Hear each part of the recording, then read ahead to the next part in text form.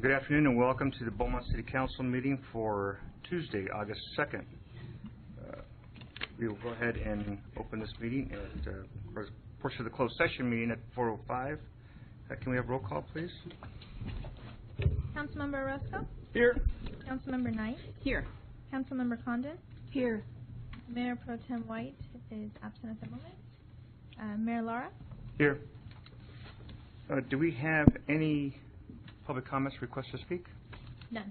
I will go ahead and close public comments at 4:05. And with that, we will adjourn to closed session and we will adjust our roll call if Mayor Pro Tem White attends. And thank you for your patience. Council is coming out of closed session at 6:31. Can you report out for us, please? Yes. The council met in closed session. Item A was conference with legal counsel regarding existing litigation pursuant to Government Code Section 54956.9D1, Western Riverside Council of Governments versus City of Beaumont, case number RIC 536164. And there was no reportable action taken, and the council will take that issue up further after the open session is concluded. The public has a right to remain until the council comes back after that continued closed session item and report out. So the public is entitled to remain for that report out later. But as of now, there's no reportable action. Thank you very much. Item B is conference with legal counsel regarding anticipated litigation, significant exposure to litigation pursuant to Government Code Section 54956.9D2 and/or 3, discussion and possible action to approve, settle, or deny a claim by Party Homes. There was no reportable action taken on that item. Item C, conference with legal counsel, consideration of initiating potential litigation pursuant to Government Code Section 54956.9D for 2 potential cases. There was no reportable action taken on that item. Item D, conference with legal counsel, anticipated litigation, significant exposure to litigation pursuant to Government Code Section 54956.9D2 and/or 3. This matter involves an investigation by the Securities and Exchange Commission. There was no reportable action taken on that item. Item E, conference with legal counsel regarding existing litigation pursuant to Government Code Section 54956.9D1. 2 cases.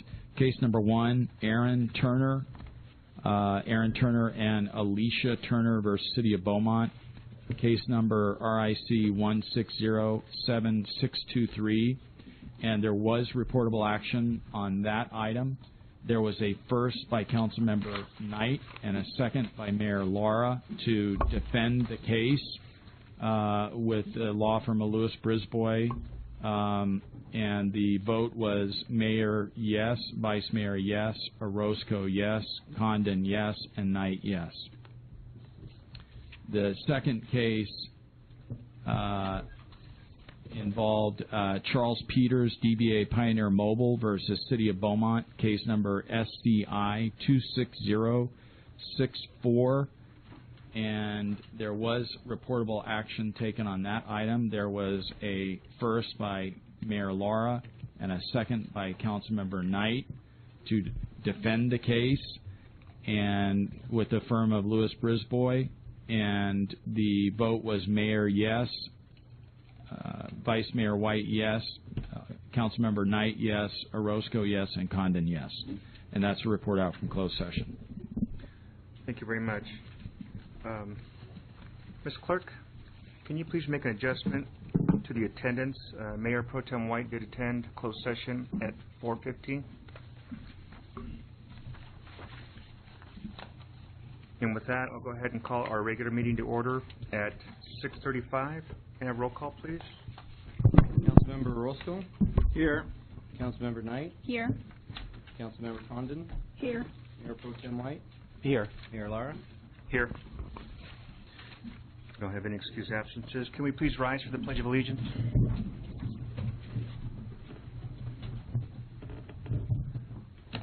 Ready? Begin. I pledge allegiance to the flag of the United States of America and to the republic for which it stands, one nation, under God,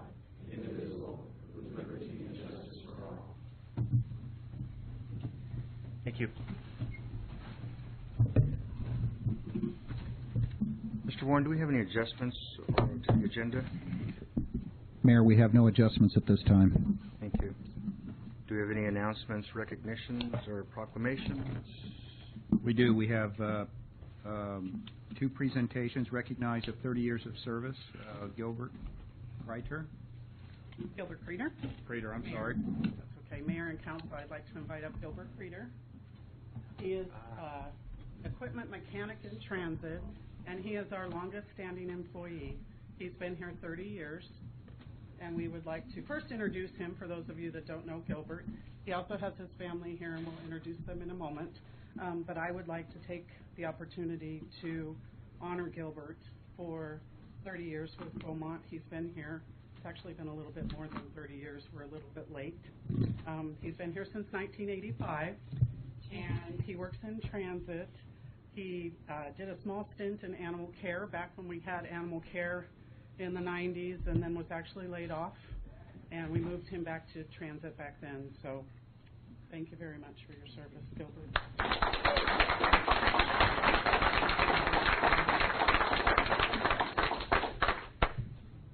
And we'd like a photo for Gilbert. Sure.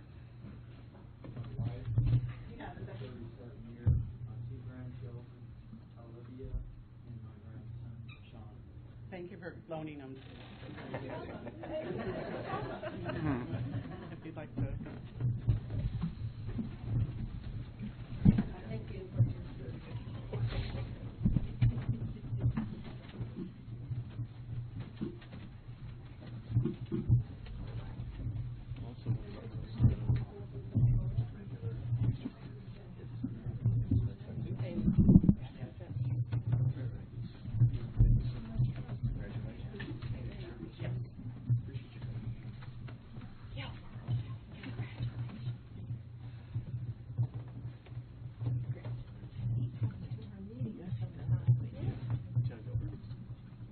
Okay, 1, 2, 3.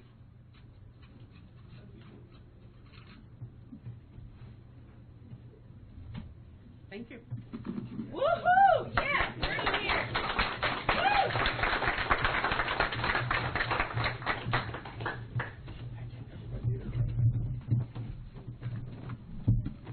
That's fantastic. We gotta have some smiles. Yeah.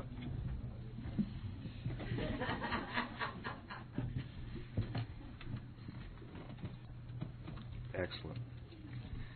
Okay. We have a presentation also for the introduction of our K-9 unit.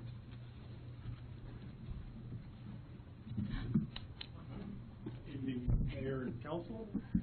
Just before I bring up both officers, I just wanted to take this time to just remind the people that with city support and overwhelming council support, we approved this project on April 19th of this year.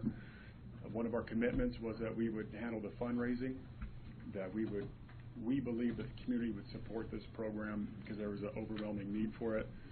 And in less than 3 weeks, we had raised $33,000, and a lot of that came from our residents and from our businesses. And so we were able to purchase a dog, and the officer flew back to Indiana, brought the dog home, and then I'll bring him up. It's Officer Ryan Breda as our handler, and then Officer Mila is the K-9.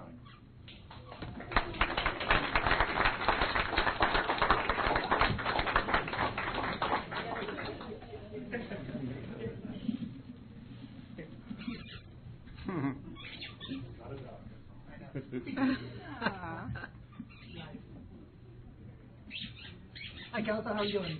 I'm going to bring her up. Obviously, you can't see her. I can't thank you guys enough. This is a dream come true for us and for the Beaumont Police Department. So, 2 Thursdays ago, we passed our test with flying colors.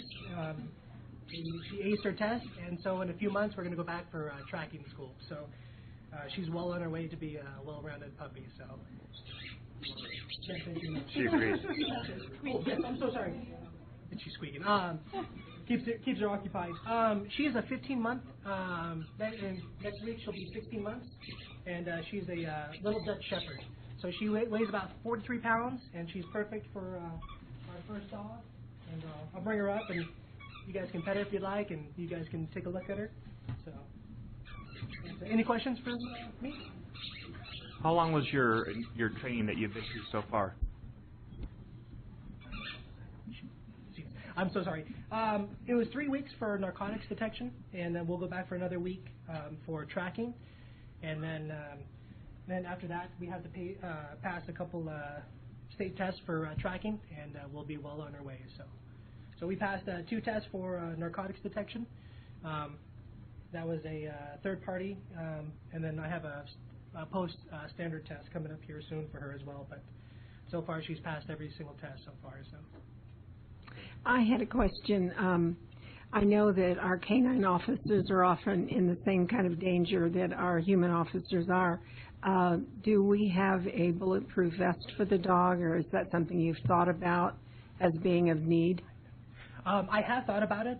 Luckily for Mila, we won't put her in any situations that will be dangerous for her. My biggest concern for her is probably be rattlesnakes looking out in the brush and things like that. Our neighbor agencies have apprehension dogs. I know Chief Talise talked about them, but she's not going to be put in a position, at least I hope not, put in a position where she can get harmed. I'm more worried about different wildlife than anything else with her. If we advance our program in the future, that's something we can definitely take a look at.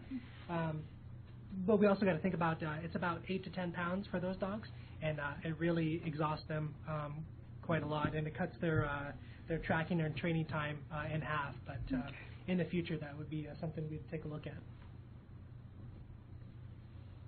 I understand that training can be pretty dog-eat-dog. I couldn't let it go. Yes, sir. Sorry. Yay! Thank you. All right, thanks, Kate. Appreciate it.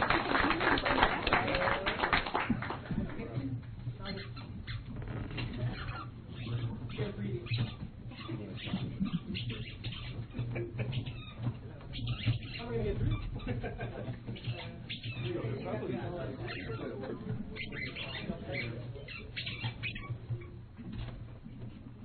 Here. I had to get out of the toilet to make the most noise. Thank you for you guys. That's great. No problem. Let's go say hi. Am I Dr. Condon? Is she? Yep, she will be full grown. She won't get much bigger. Say hi. Hi. I know, is that your ball?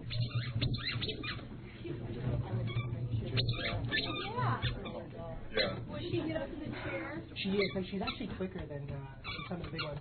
And what's great about a smaller dog is she can fit into vehicles and tight spots where some dogs, the bigger ones, can't. So. Will she get up in the chair? Of course. We want the people Yes. to be able to see her. You're going to donate your chair? Oh, it's mine. Yes. I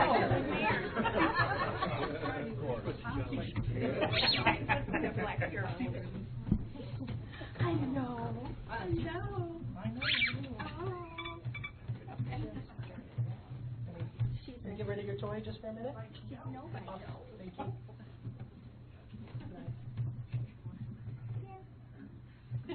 Mercedes, can you call her name? Mila. There you go. Cute. Thank you. Did it work out? exciting. Thank you, girl. Always smiles. Thank you, Chief. You're welcome. You take a picture with you guys.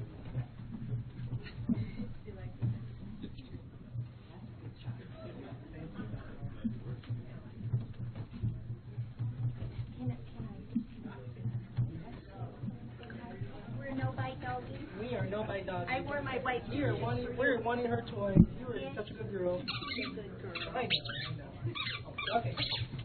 Take some. Our fun for you. I know. I have to do one. Thank you so much, guys. Thank you. Thank you, George. It really was. Yeah, it was. But see, you got a black on. It's all right. Either here or at home. It's okay. Yeah. Aw. So much fun.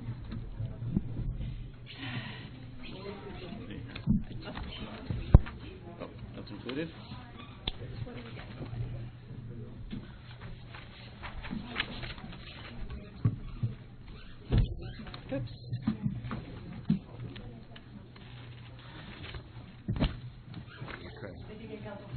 and insert it in there. So.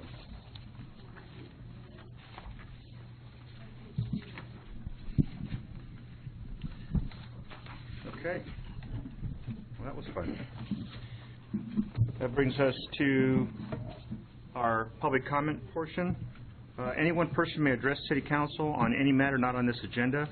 If you wish to speak, please fill out a public comment form provided at the back table and give it to the City Clerk. There is a 3-minute limit on public comments. There will be no sharing or passing of time to another person. State law prohibits the Council from discussing or taking actions brought up by your comments. Do we have any? Yes, we do, Mayor. With that, I'll go ahead and open up public comment at 6:46. Judy Bingham.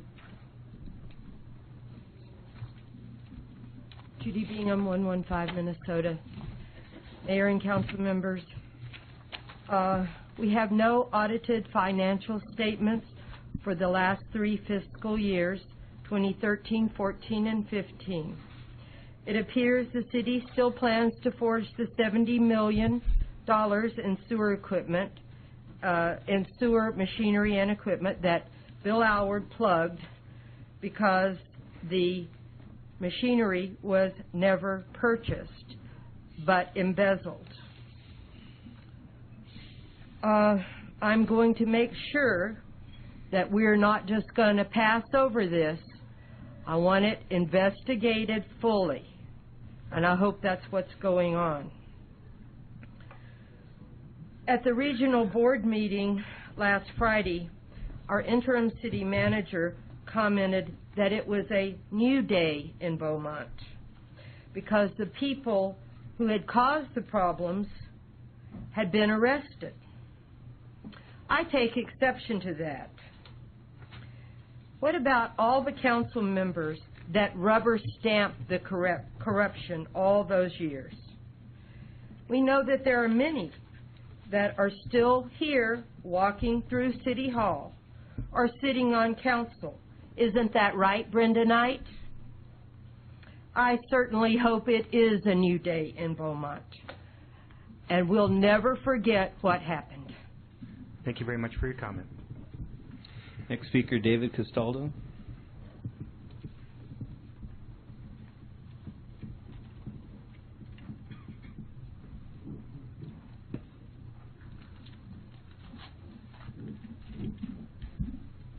Mayor, Council, thank you.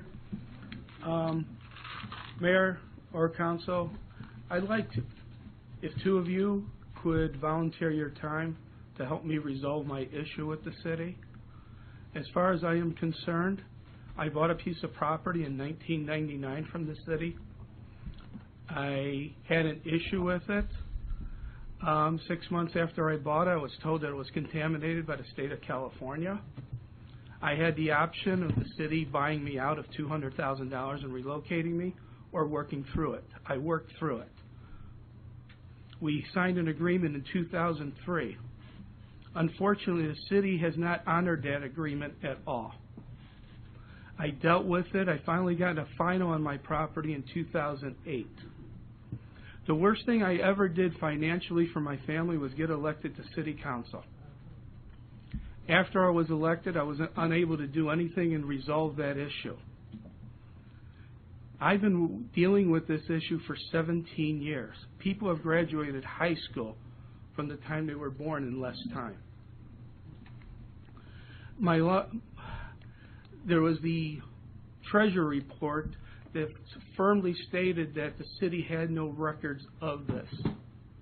My attorney gave Mr. Pinckney, back around Christmas time, his entire file of everything. I have nothing to hide on this. I just want to resolve it. My records, and I worked with the interim city manager after Alan left, I proved that I overpaid almost $20,000 as a council member. So I didn't get criticized. This money didn't go to the city general fund, it went to the state. I'd like my refund. I'd like my deed of trust, my title. I paid for this property. I'd like to go on about my life.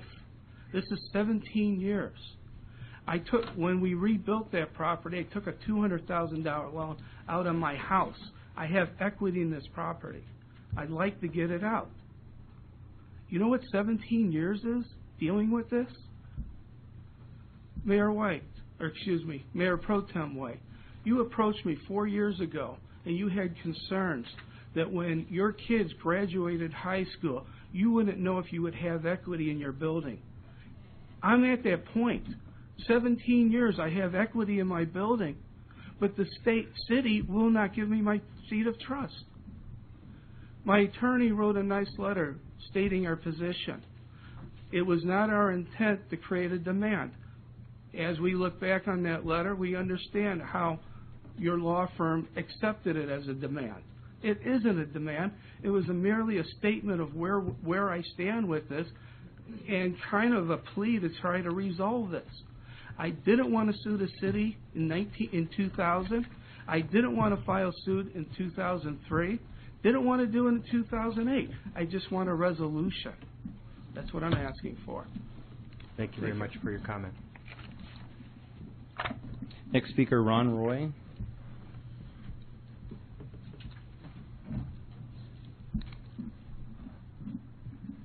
Good evening, Council. I first want to thank you for canceling the July meeting. I hope that becomes a tradition in Beaumont. And please tell all your committees and commissions to do that. Everybody's entitled to a life and go and have their family. So thank you for that. Okay, so the reason I'm here tonight is very specific. This Thursday, the Planning Commission will vote on renewing a plot plan that's been expired for 2 years for the proposed Hidden Canyon Industrial Park.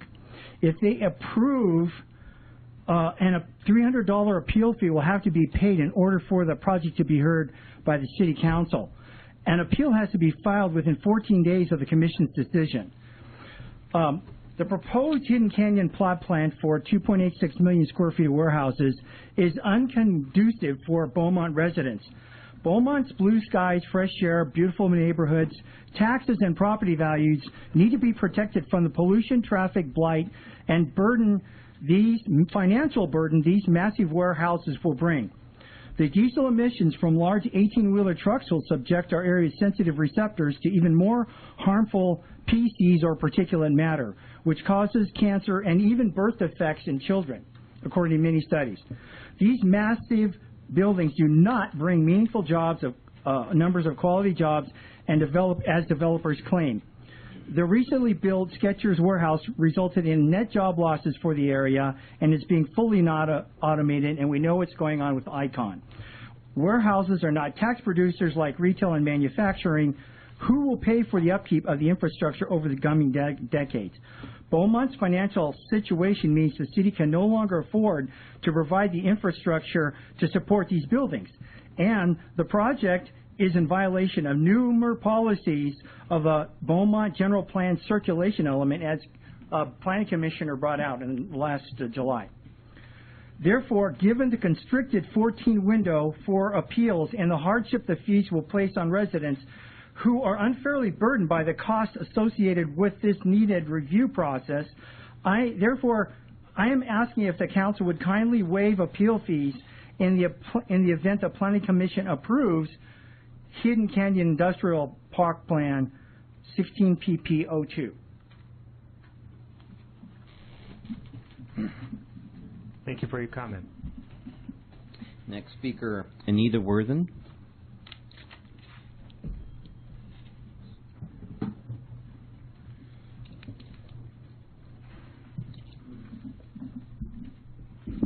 Hello, Mayor and Council. I'm here to say that because tonight actually is National Night Out, in which we actually talk about how we in the neighborhoods also work with the law enforcement, that I want to say here that we appreciate all of those that are in law enforcement and those that know anyone that have been associated with anyone in law enforcement. A lot of times I come in and I talk about things, but people do not know that my daughter was the LA County Sheriff. So I am actually, at this point, want to tell everybody in Beaumont, that we appreciate what you do, what they do, and know that we're totally behind them. That's my comments for today, and let them know that without them, where will we be? Thank you. Thank you for your comment. Next speaker, Kevin Ferguson.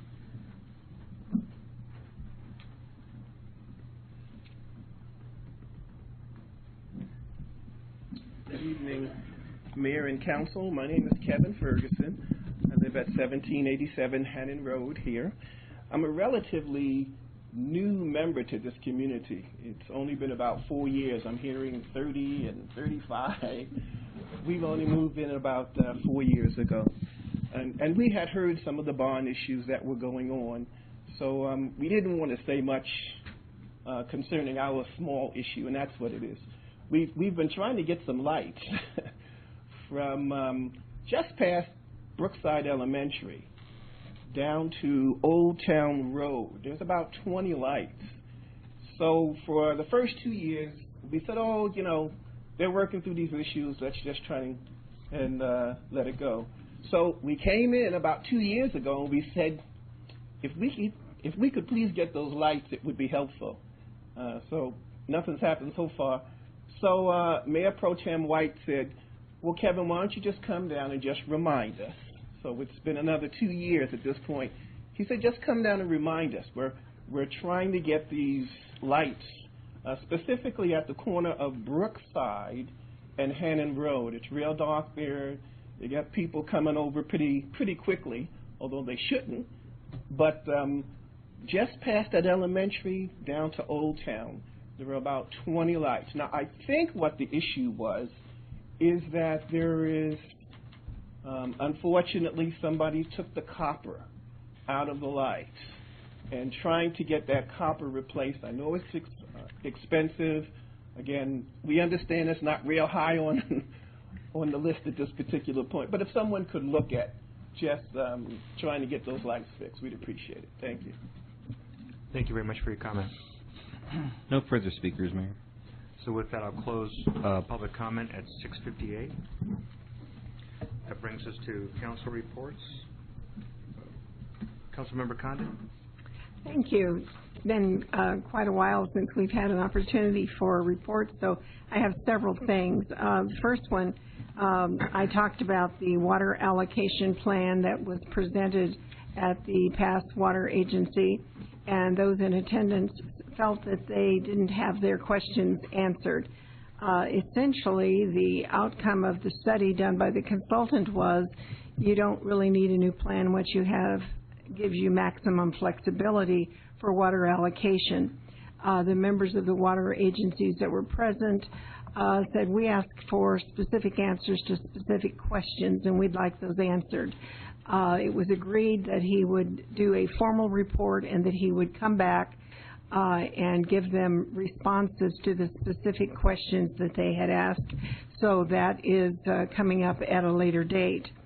Last evening, the meeting was primarily focused around the tax rate on the delivery of water, and I'm happy to say that they determined that they would leave that tax rate at the same percentage that it currently is, so that there will be no change in that. I had an opportunity to attend the Chad Mays event to honor the Veteran of the Year.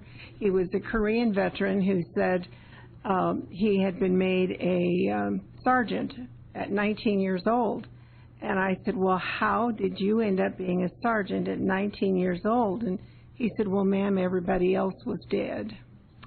Very touching, very touching. And also what was touching was the words of Mrs. Knight as she represented our city and the words that she had to share with him. I thought it was very appropriate and very fitting, and I felt like a better person for having met this wonderful individual. The next thing I want to report on is something personal. Appreciate your indulgence. I started a scholarship program at a college where I was the assistant superintendent, vice president of instruction, which offered 2 years of free college to every fifth grader that was currently in that district at the time. And the reason for fifth grade is that's when students are beginning to determine plans for their future. I just got the statistics back this last week, and over almost 4,000 students graduated on that scholarship. All they had to do is come to one meeting a year with their parents and be in the city of Stockton when they were ready to go to college. The universities, not to be outdone, said that if they finished that program, they would get 2 years at their institution. So there are almost 4,000 children who we called it Passport to College, but I like to call it College for Certain. The reason I bring this up with our city is that, yes, we're repairing what has occurred in the past, but we also want to look towards revitalizing our future. And children growing up knowing that they're going to have the opportunity to go to college really changes their perspective and their view. I've had some preliminary meetings with the people at San Jacinto College, also with our K through 12 people here in Beaumont, and I've invited our mayor to come to our next meeting, and the prospect of a similar kind of scholarship program here in Beaumont looks very good and very promising. And it's called, the high tide raises all boats, and it focuses everyone on getting more of our children into college and trade programs.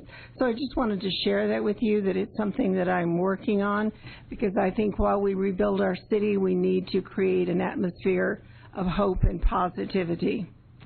Also, I attended the Financial Committee last night. 2 meetings in one night. It was quite interesting. But I was able to go to both meetings, and there was a discussion on the CFD 2% escalator, which I'm not going to talk too much about this because our treasurer, the head of our Finance Committee, may wish to speak about that. I feel very strongly about the 2% escalator, that it's causing some people not to be able to stay in their homes when they look down 10 years down the road. I was glad to see that the Finance Committee received it very positively, and I can tell you, I've taken many graduate courses, but I've never studied anything more difficult than the CFD laws. It takes a lot of knowledge and a lot of study to understand what we're dealing with here. And what we want to do is look at, is it feasible and is it possible? And in some cases it will be, in some cases it won't be. We certainly don't want to do anything that makes the situation worse, but we need to look at it and see what we can do about that. And in closing, I have an item here I want to give to our attorney, Mr. Pinckney. It's something that was given to me, Mr. Pinckney, and I just wanted to give it to you in public. It's an attorney-client privilege matter, but I wanted to transmit it to you publicly. Thank you. Thank you very much. Councilmember Knight? Well, thank you, Mr. Mayor. Good evening, everyone. And it was nice to have a little bit of time off. It was very enjoyable. And Dr. Condon, I want to thank you for your words, kind words, and respect to our Korean veteran. My father's a Korean veteran also, so these veterans of ours that are gaining in age, we'll put it that way, just really need to be celebrated and loved. And so if you see a veteran out there, make sure you give them a thank you, because they were, I just can't imagine some of the things that they did.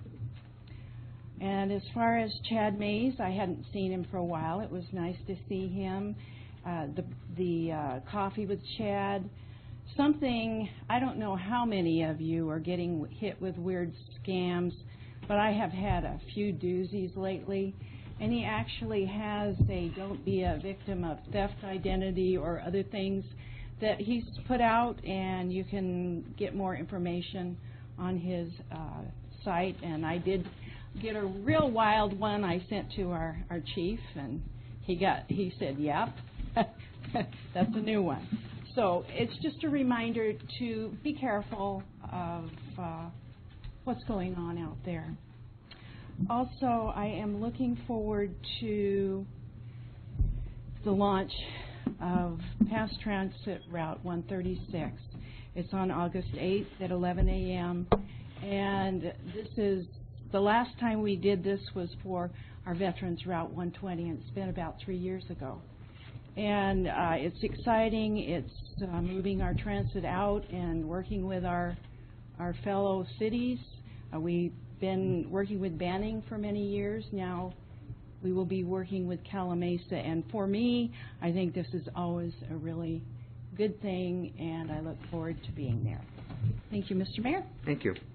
Councilmember Roscoe? Thank you very much. I'll be very brief.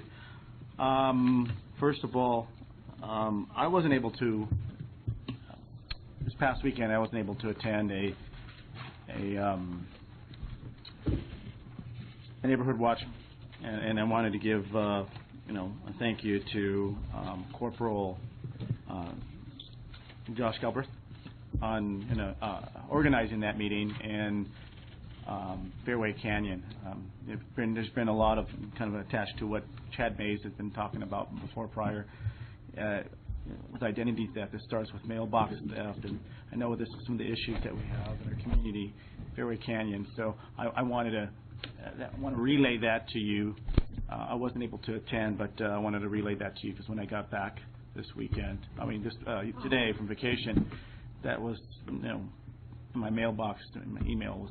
I wanted to thank our officers for going out there and kind of organizing that and kind of giving them some responses to their concerns with speed and with parks and lighting, and as well as theft and ways to prevent that. I too wanted to kind of mention something with the new route for RTA. Pass Transit Route 136. I want to share just a quick story. We have a veteran here in Beaumont who goes to the VA probably twice. He tries to do it 3 times a week for treatment. And without going into very much detail, I rode along with him.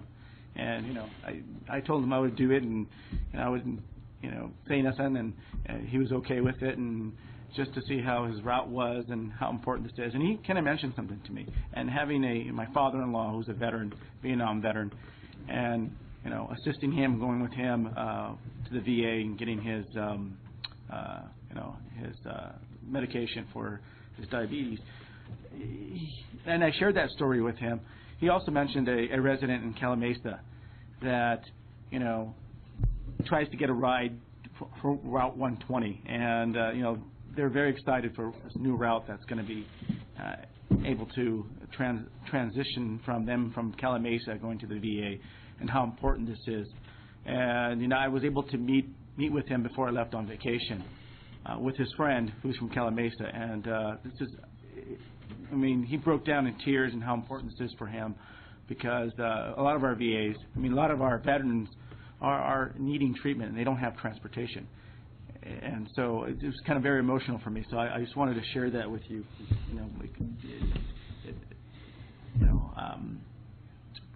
How important this is. And I hope everybody goes out and comes to the August 8th opening and to show their appreciation and support for this new route. So thank you very much.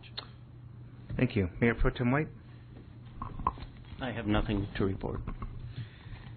Okay. Close enough. I think it was a couple of weeks ago we went to on a march to support our Beaumont PD. Councilmember Condon and Treasurer Carroll were in attendance, along with, I believe, it was about 108 citizens that marched from Beaumont PD to the Highway Patrol Station on Highland Springs. It was nice to see the support the community has for police officers.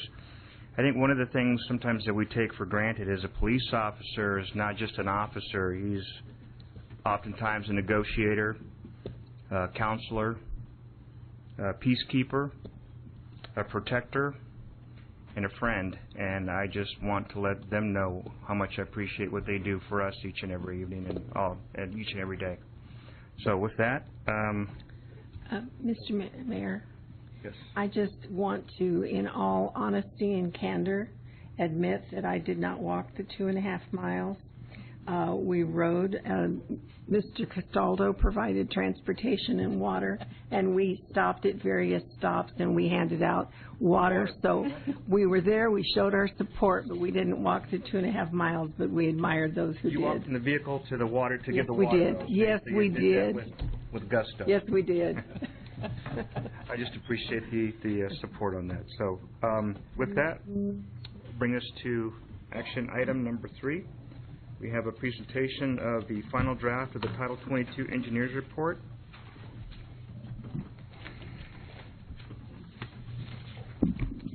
Mayor and Council Member, we have a very brief presentation on that. Brian Knoll from Levin Associates will have the presentation, and I'll be happy to answer any questions after the presentation.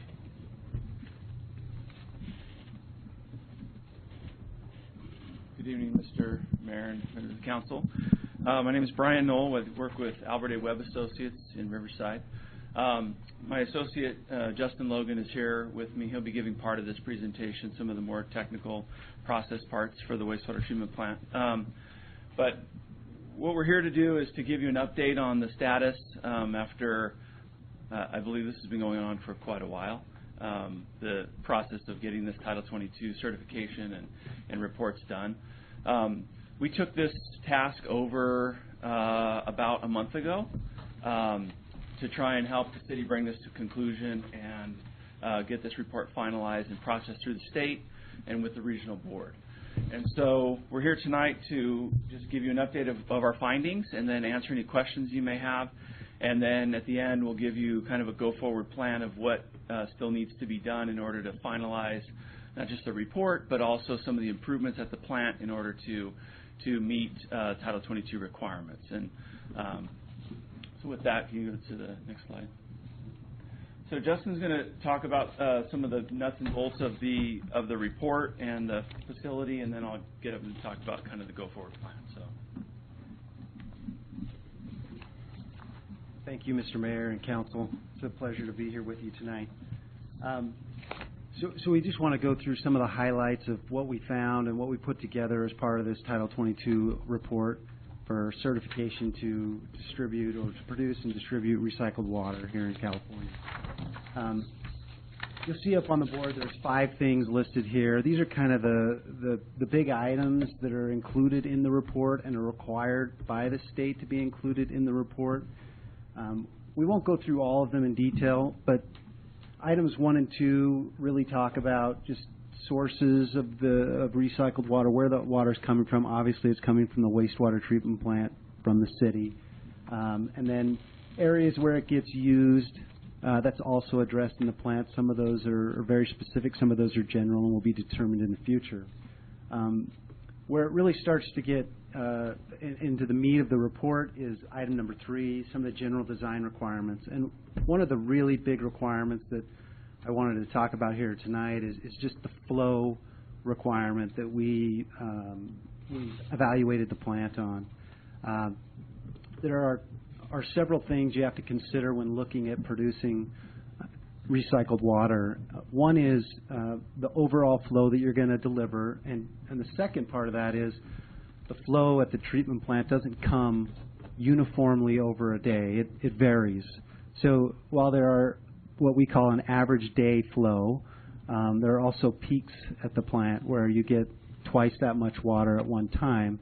So one of the big components here, and we'll talk about it a little bit more in detail, is what that means to the different processes.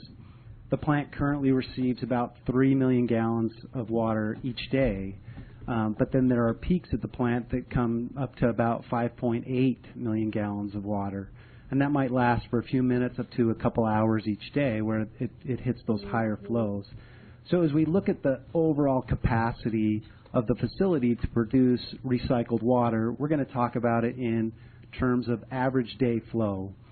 So in this case, an average day flow of 3 MGD or 3 million gallons per day would equate to being able to treat more than that, but on average it would be that 3 million gallons a day. Hopefully that makes sense. If you have questions about that as we talk about other things, jump right in.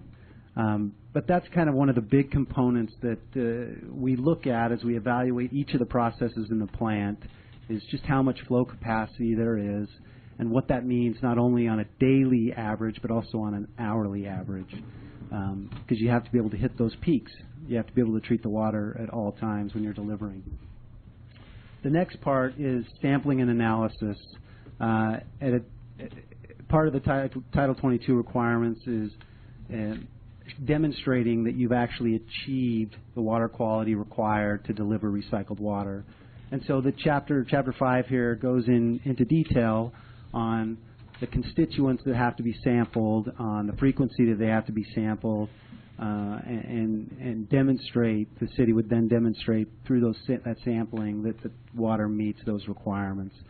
So those are all outlined in Chapter 5, and it's related to requirements like biological oxygen demand, total solids, turbidity, nitrogen, those kind of constituents in the water. And then the final item that's included in Chapter 6 and 7 of that report is what we call reliability requirements. These requirements are a little different for, say, Title 22 than just your regular discharge requirements, in that they have requirements for redundancy, units that are offline and available to be put online, and also for standby power and for monitoring, for instrumentation and monitoring. And all of these are safeguards to just make sure that the water that gets delivered as a recycled product is safe. And there's reliability and redundancy built into the facility. Next slide, please. This is just an aerial view of the plant, and we just wanted to walk through really quickly what's at the existing facility, and just so as we talk more, you've got a better idea of what's there. The plant starts in this area right here, where we have two headworks channels right in this area. There's a new channel down here, and there's an old channel, and each channel has a screen in it that removes just deleterious material that could be harmful to downstream processes, plastics, rags, things like that. From there, all the water comes into this pump station where it's lifted up to a splitting structure. This is what we would call the primary treatment portion of the plant. So just removing just primary solids and things like that, plastics and other debris, and then it's pumped up to this splitting structure where it can be split to one of the 5 treatment tanks, which is part of the secondary treatment. So it can go to any one of these 5 tanks. It just gets split evenly in this little structure right here to each of those tanks. Those tanks then provide what we call secondary treatment. They reduce the oxygen demand and pollutants that are in the water. It reduces nutrients like nitrogen from the waste stream. And then it delivers all this water to these clarifiers. And the clarifiers just separate the solids from the clear water. And so it keeps all the solids and recirculates them back to these tanks while the clear water can then go downstream. By removing those solids, you're getting rid of, bacteria and other pollutants that you don't want to be in the effluent. The water is then further processed through filtration. There's sand filters at this location. That further removes solids from the waste stream. And then the final treatment process on the liquid side is UV disinfection. So after it's filtered, it goes to the UV disinfection, where UV light is used to remove, it doesn't remove, but I'm missing the word, can activate viruses and bacteria so that the water's not harmful from a bacterial or viral standpoint. And that's the final step, and after that, that water can be discharged or used as recycled water. The solids process includes some thickening and storage, and then dewatering with the centrifuges, where it's just thickened a little bit so it can be hauled off and disposed in a landfill. Next slide, please.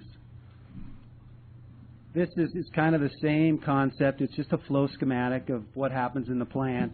Again, we have this headworks area where you have screens, a pump station. The water then flows in the splitting structure to one of the 5 treatment basins, then to one of the 4 clarifiers, sand filtration, disinfection, and then to the effluent, to the outfall. And then we have the solids handling down on this side. Next slide, please. So this is kind of a summary of what we found as we went through each of those processes and compared them with the Title 22 requirements, the recycled water requirements. As you look at Title 22, I guess one of the key factors is the reliability requirement, which means you can't have all your units online. So in this evaluation, you have to take the largest unit offline, and then we're actually looking at the average day flow capacity of the remaining units that are online, if that makes sense. So for example, the bar screens, there's 2 bar screens. This is the smaller or the lower capacity of the 2. So this is with 1 unit offline, and the bar screen can actually handle 5.35 million gallons a day, average day flow. So that's the capacity of that process with respect to Title 22. And we followed that same procedure throughout the rest of the plant with the influent flow metering, influent pump station, the basins or extended aeration, secondary clarifiers, blowers, RAS pumping, sand filtration, and UV disinfection.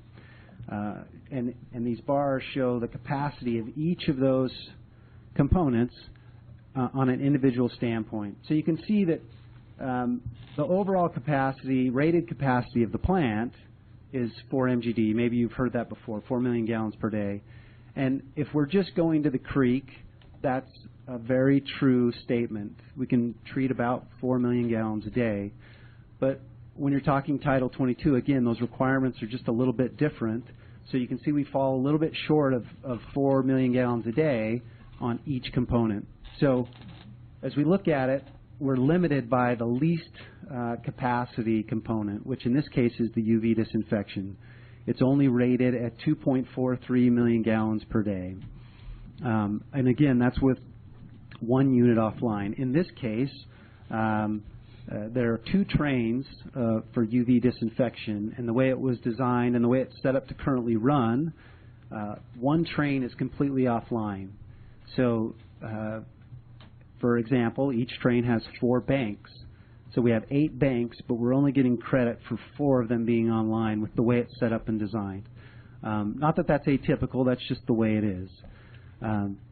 So as we look at that, there are a few minor things, and we'll talk about that in a minute, that have to be done to meet this capacity.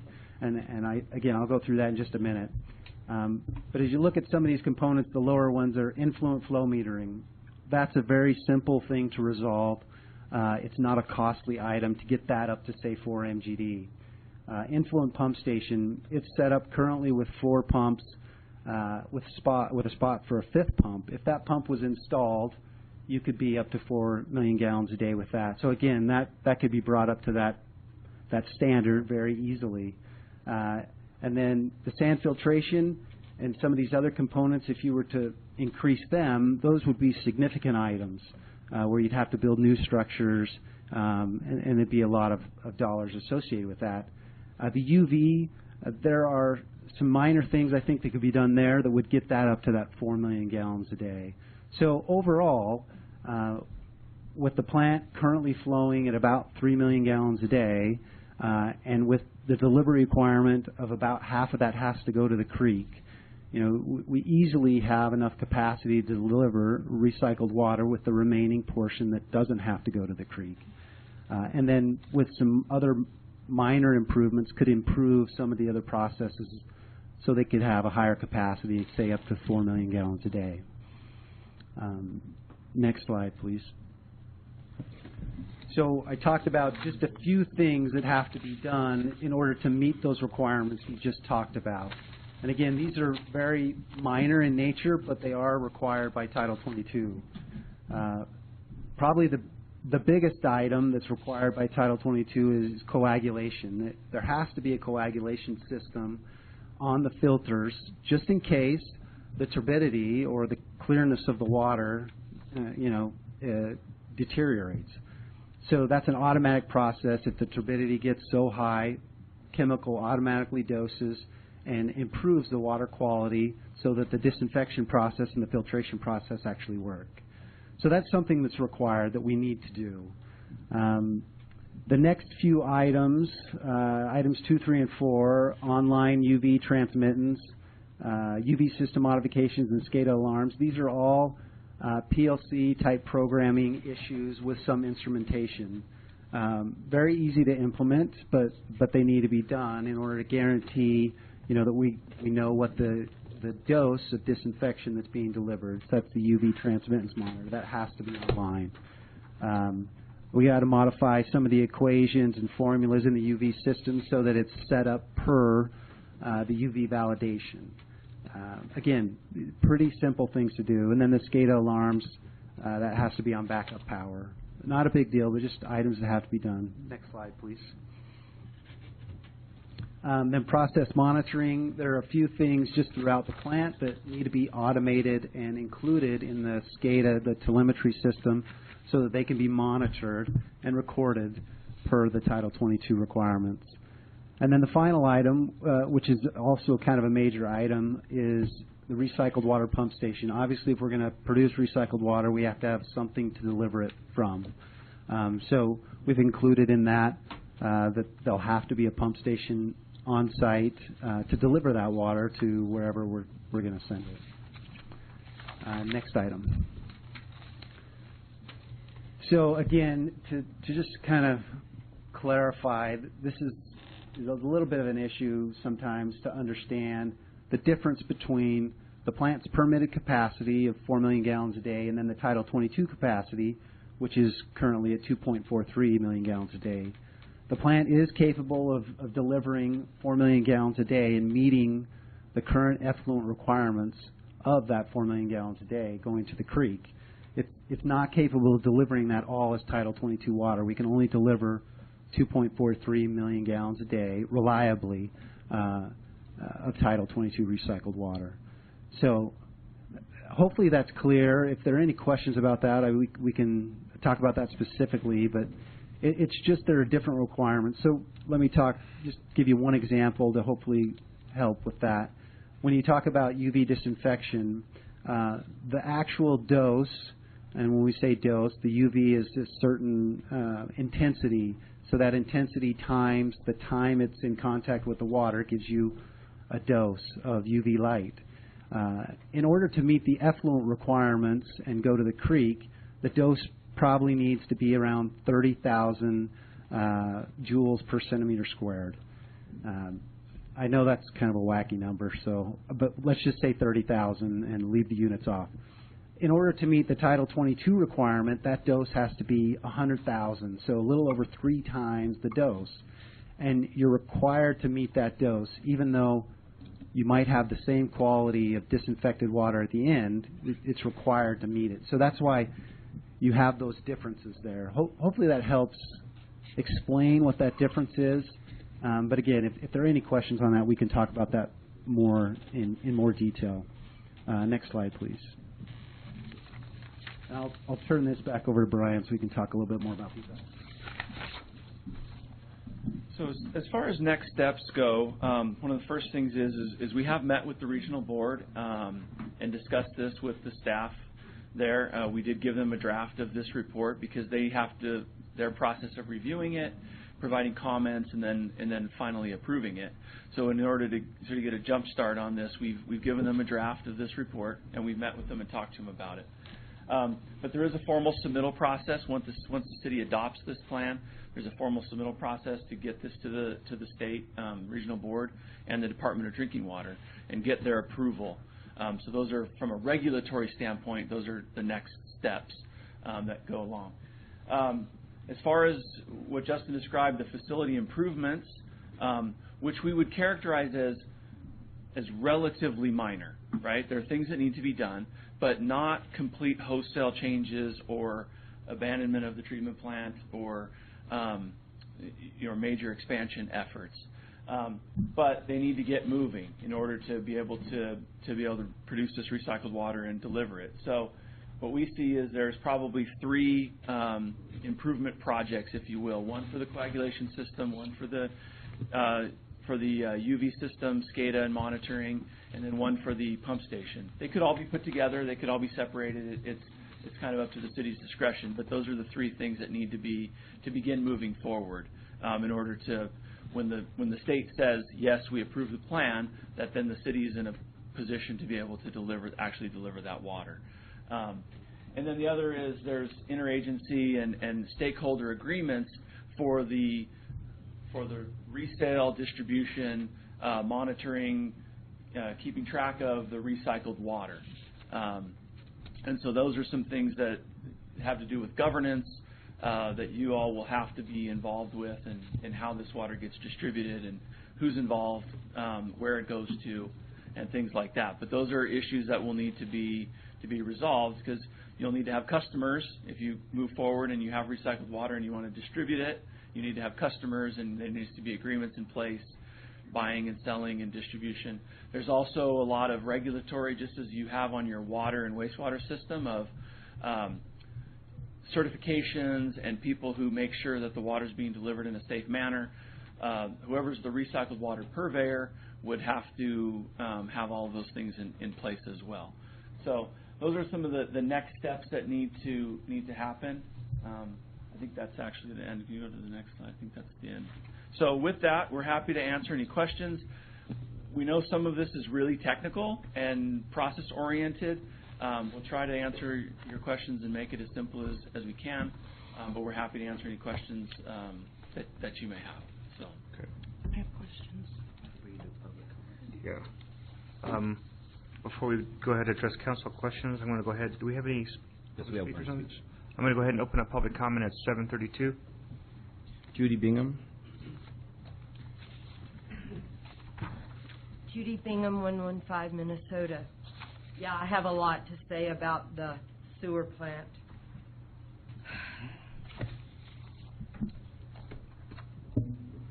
Our beloved city manager, Alan Kapanicus, used to comment that there would be no bathrooms put in the parks in the development because bad things happen there.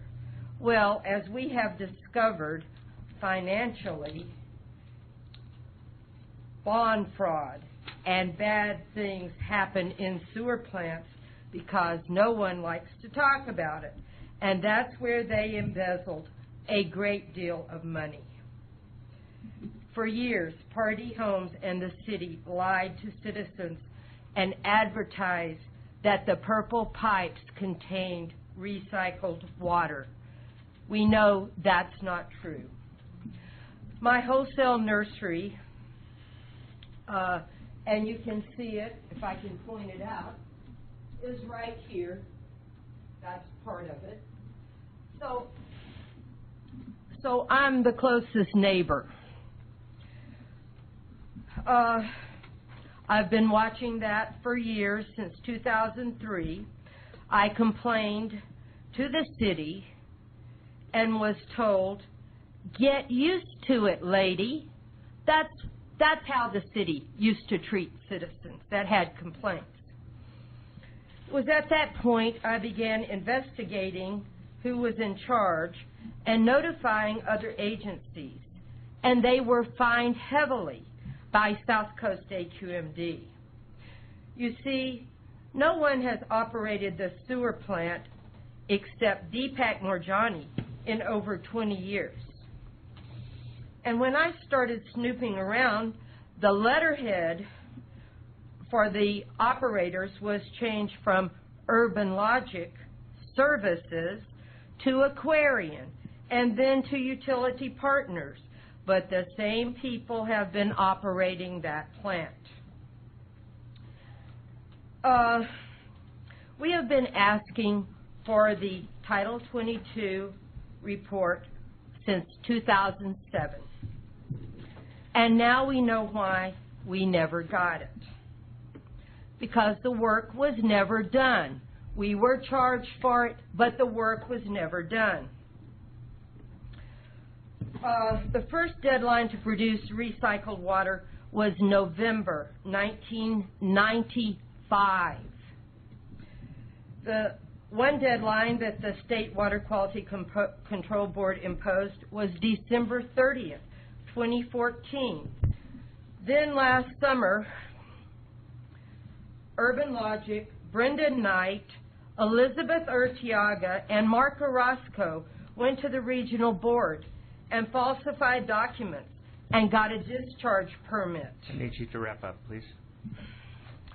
I'm sure you don't want to hear the whole story, but what I want to know is how much is this going to cost the citizens? Thank you for your Because we comment. get to pay for it all over again. Thank you for your comment. No further speakers, Mayor. Then I'll close public comment at 7:36. Councilmember Knight? Well, thank you, Mr. Mayor. I appreciate the extensive report. I have 3 quick things I would like to ask. First of all, the new filter coagulation system, the chemical, will that be chlorine? No. Is it UV? No. What is it? What's it going to be? It's usually an alum polymer mixture. What it does is if you think of like dirt particles in the water, it helps them to form into a particle that's big enough for the filter to filter it out. Okay. So it's a filter aid. Okay. And in the case of if the water becomes too dirty, passes a measure, you need to be able to add that instantaneously. So it has to be online ready to go. Or otherwise, if you don't have that, that water has to be diverted away from recycled water. So Okay. it's a filter aid material. Okay, thank you. Also, you talked about stakeholder, and I had a concern with the report. I know it's fluid water, but it's in process. But when I was looking at it, and I haven't completely finished it, but I noticed that the agreement for recycled water was to only go to Beaumont Cherry Valley Water District. And it concerned me because we have other entities in the community that need recycled water very much so, like the Morongo Band of Mission Indians. I know we've worked with them for a long time trying to figure out what and how to do it on their behalf and all of us. But you know, there's a huge golf course. It's at Tuckwit, and it's a really beautiful jewel in our community. But they do need recycled water for to water out there. And I'm concerned that they weren't in the report, and I also am concerned that Tuckwit, that it's sustainable because they sucked a whole lot of money out there. It brings, I cannot tell you how many events I've been to there, and I want to make certain, even Oak Valley Golf, that we look at that seriously and make sure that everyone is at the table that needs the recycled water and that they get treated properly. And that was a real concern to me. Can I speak to Yes, that? yes. Okay, so the issue of governance and recycled water is really a LAFCO service area issue. The legal recycled water purveyor for this area is Beaumont Cherry Valley Water District. So as far as regulatorily speaking, Beaumont Cherry Valley, as of right now, would be the recycled water purveyor. It doesn't mean that water can't go to Tuckwit Golf Course or Oak Valley or anybody else. And as a matter of fact, there's in the city's discharge permit, which is probably much further back in the report than you had a chance to get to yet. It's way back in the back. Okay. But the city has approved discharge points. So there's discharge points that they can release water to Cooper's Creek, to San Tim Creek. Then there's also approved recycled water points. And Tuckwit Golf Course is one of the, in the permit, approved recycled water points, along with Oak Valley. Those are already approved in the permit, points of use for recycled water once the plant is certified to be able to produce that recycled water. Now, the deals and how much it costs and who who takes how much water are all things that definitely need to be worked out. They're just not the point of emphasis of the Title 22 report. Okay. So we definitely understand that's a need, and as we've been talking with your staff and with some of your stakeholders, we are trying as part of a different task, which is the salt management feasibility study. We've identified that there are very desirable users nearby the plant, one of which is Tuckwit Golf Course, one of which is Oak Valley. And we're trying to coordinate a plan that makes sense to be able to effectively deliver that water and keep it nearest where the best, highest uses are. And those are definitely on the radar for those uses. But it's just not a point of emphasis for this report because Beaumont Cherry Valley is by law the legal purveyor of recycled water. Okay. Thank you very much. I just wanted to make sure that we had an understanding. Yes. Thank you. Thank you. Any other? Mayor Pro Tem White? Yeah, a couple of questions. In page 2, and you just mentioned it, page 2 of the staff report, and I think it's in page 9.2 of the other report, the feasibility study. It looked to me in the staff report that there were 7 items that needed to be done. I guess the construction of a new wet well downstream is the recycled pump project that you talked about in that last? Yes. Okay. My understanding is that's not financially a small project. Is that correct? There's a lot of different ways to build pump stations, and it just depends on how complex, what it looks like, and what the final details are.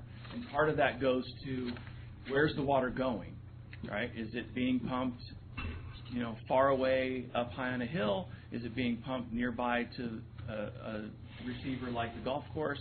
So there's some details that need to be worked out. But just to speak to Ms. Bingham's question about total cost, we think that list in its totality is probably somewhere near about $1 million worth of improvements. And number 7 was the feasibility study that you just mentioned. The feasibility study is necessary in order for the Title 22 permit to be approved, but we still have to have whatever that feasibility study develops. In other words, we need a desalter or a process to deal with the brine by 2018. So we put that into the Title 22 because it's an ongoing item and it's in your permit as far as how to deal with the brine. But as far as delivering recycled water, it is not a requirement to complete that feasibility study or be on a path to how to expand your treatment plant or how to mitigate for salt. But it is part of your permit to resolve that issue. So we put it in there because it is part of your permit, but it's not part of delivering recycled water. So you put it in the staff report, but you didn't put it up on the presentation. Right, because it's not.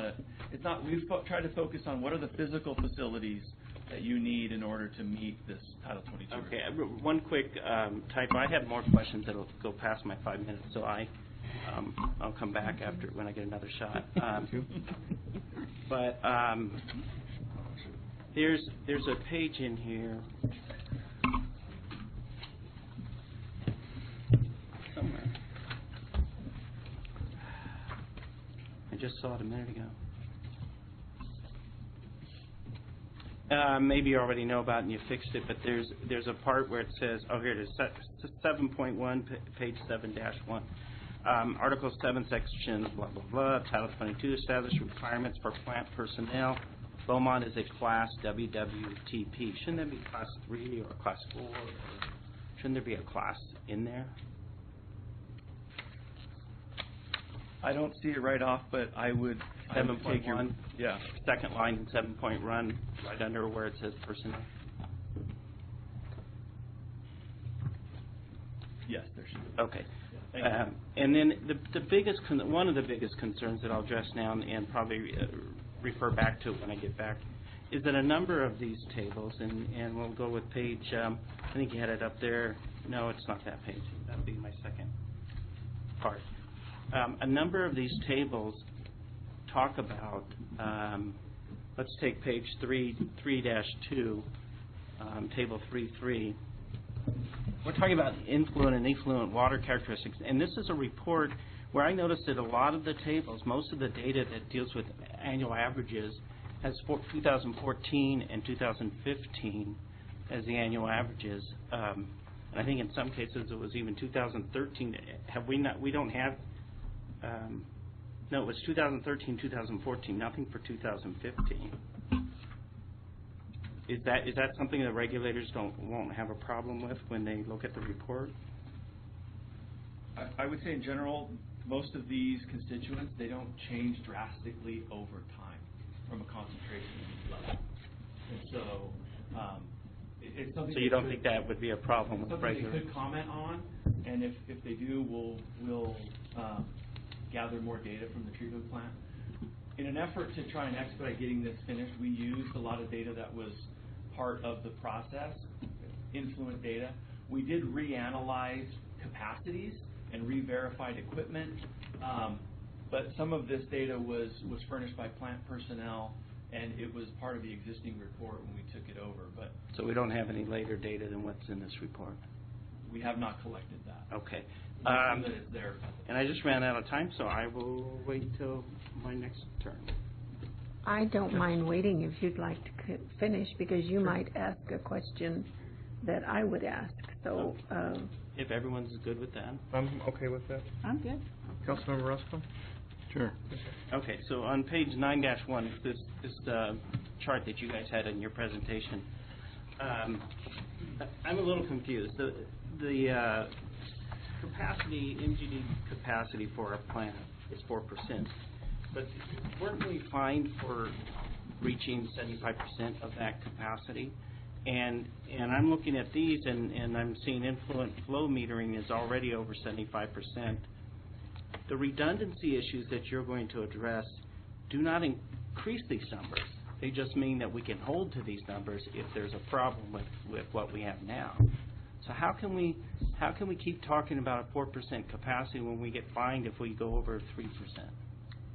I mean, I'm sorry, 4 MGD when we go more than 75% of that. Am I wrong? Were we not fined? So there's 2 or 3 different issues that are kind of impacting that question. Okay. The first one, the 75%, by permit, you are required to simply notify the regional board once your flow reaches 75% of your permitted capacity. So in your case, that's 3 million gallons a day of your 4. You're required to notify the regional board, hey, we've hit that 75% threshold, and here's our plan for planning, design, financing, and building the future. That's what the city never did, was never voluntarily notify the regional board. Then when the regional board found out on their own, they sent a letter that said, hey, we've noticed that you're above the 75% threshold. You need to tell us what your plan is to go forward. And as I understand it, that letter was not responded to by the city. So the city then sent a notice of violation saying, you're in permit violation. Not because you can't treat the flow that's coming to you, but because you never told us what your plan was to expand the plant beyond 4 million gallons a day because you had reached that threshold. So it's more of a procedural violation than it is a water quality violation or a treatment plant capacity violation. It's procedural in nature. But it was explained to us that the reason they have a 75% level is because you might have, you can't run up to the full capacity in case there's storm events or in case, as in Beaumont, we're building more houses and taxing the system more. And I'm just looking at a report that's basing the amount of recycled water we can get or that we can deliver on numbers that are already at that point where a major storm event, we're going to have some serious problems. So it's important now, this is the second part. As Justin described, there's a difference between permitted capacity and Title 22 capacity. The Title 22 capacity requires that you look at any of these individual components, take the largest unit and assume it's not working. And then what's your capacity at that point? That's what this chart represents. Your permitted capacity does not hold to that same restriction. And so your plant is perfectly capable of treating 4 million gallons a day.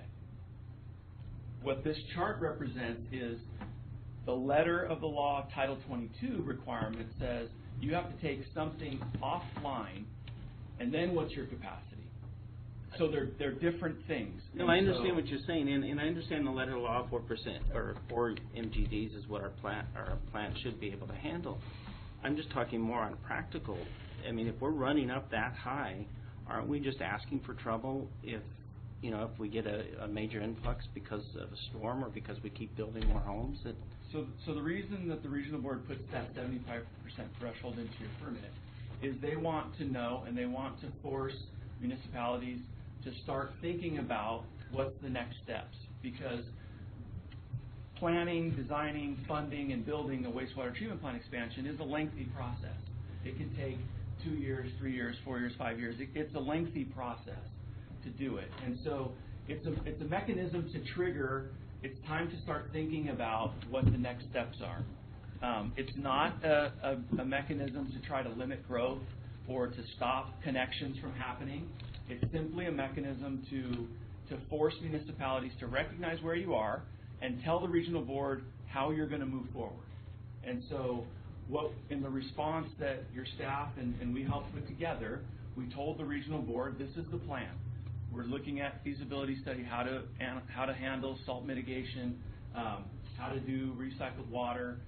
We looked at annual absorption rates for development and what they've been over the last several years, and we projected forward based on those on the past. We projected forward to see how long would it take for you to essentially run out of capacity, and that point of running out was the fastest was 2024, I think. 2024 was the soonest based on an aggressive projection. 2027 based on a little bit less aggressive projection, and so the city has time based on your recent absorption rates of development to implement a project and expand, and that's part of the salt management feasibility. We'll look at where's the right place to expand, how do we do it, and how do we integrate salt management into it. So the process is moving forward, and like I said, it's not a procedure to try to limit growth or stop connections or anything else like that. And I have one last question, then I'm done. You talk in page 1-3, you talk about the discharge point P007 was terminated in 2015. And a couple of questions. Where is that? In other words, where is it located? I believe it's off of San Mateo Canyon near the big storage tank facility down there. And then do you know why that was terminated? I don't know. I'm not familiar with all of the details as to why. Okay. But one I know is that it had to be pumped to there. Okay. And you have a discharge point that doesn't have to be pumped to. It's right at the plant. Isn't that? I think that's a new discharge point that we built or invested in. Am I wrong on that? You don't know. I'm not okay. Sure. Okay. That would solve my questions. Thanks.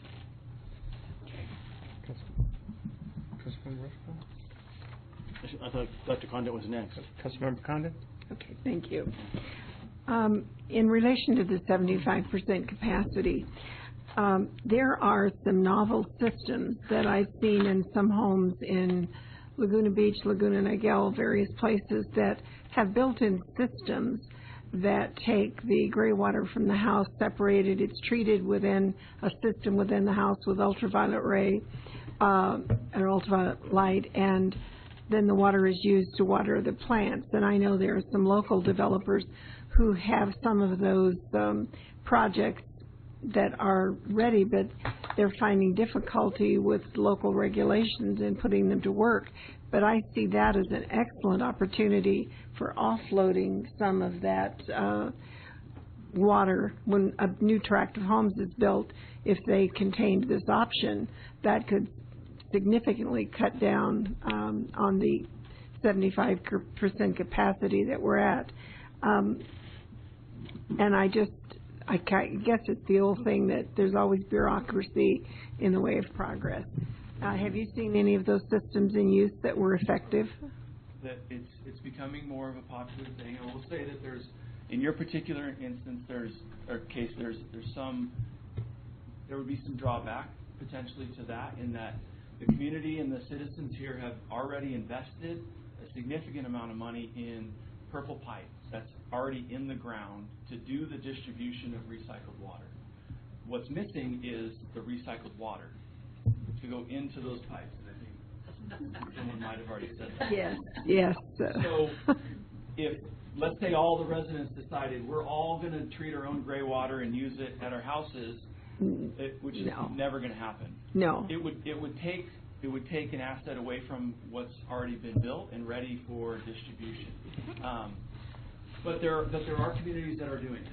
I'm talking more about new projects that are going in, would not continue to overburden what we have. And I'm sure all of them wouldn't adapt the technology. Anyway, I just think it's something that we should consider as we move to a final solution, whether it's regionalization or whatever it is. The other question I have is on one of your pages here, it talks about the monitoring and the records and the samples that are taken for the purpose of monitoring. I went online looking for the monitoring tracking, and I can't find it anywhere. All I found was a 2012 document which talked about the monitoring of our water and what the various things were that are found in it. Is there something that is more updated that's available to the public later than 2012? Are you speaking about the city of Beaumont in particular? Yes, yes. It says 2012 on it. That's the only thing I can find. There would be annual reports that are submitted, monthly and annual reports that are submitted to the regional board that should be available. Where would that be available? Because if I'm a citizen and I want to check on the quality of my water, I go online, I find 2012. I would say you should request from your staff to bring you updated. By law, every purveyor of culinary water has to produce an annual report that contains all the constituents within the water system. And so Beaumont Cherry Valley Water District should be doing that. In other jurisdictions where we had the water, it was actually mailed to all the residents. But they have to do it annually, and they have to publish it. So what we could do, if you would like, we would be happy to contact them, get a copy of the latest annual report, and then we can get it over to you. And maybe we can encourage them to put it online, because that's where most people go to find information. In relation to the lead levels that are in water, in the sampling in our plant, is that done with cold water, or is it ever tested when the water is hot, or would you know that? The lead and copper sampling? Yes. That's done on the potable water side, and it would be handled by Beaumont Cherry Valley Water District. Those samples are generally taken. Those samples would generally be taken out of the residents' taps. I don't know particularly if it's hot or cold water, but I would guess it's cold, but I don't know for sure. The levels are significantly higher if the water is hot. That's why I was curious. But I want to tell you that I spent a lot of time with this document, and I found it fascinating, informative, interesting, and I thank my colleagues for their questions. They took care of most of the questions that I had. Amazing, the things that people have to know to do what you do. Well, we appreciate your interest, because not everyone finds it so fascinating. Oh, it was. Councilman Roscoe? Thank you. I got several questions. Some have been answered already, but I really appreciated your responses to some of the questions that were asked, because they were appropriate. Just in regards, were you? Well, let me ask you this first of all. How much of the report here?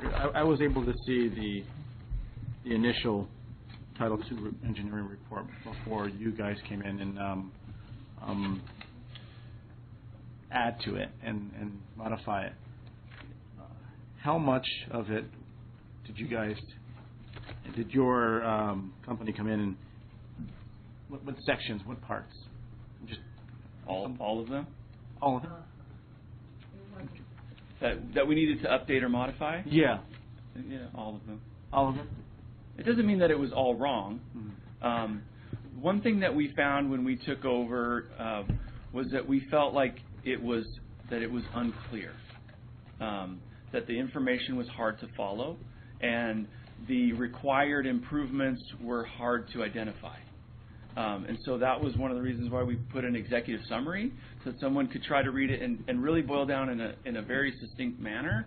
What are the requirements? What do we need to do? How do we get there? Kind of thing. And that was going to be my next question, if I can focus. I know I'm on a time constraint here. And you had said it.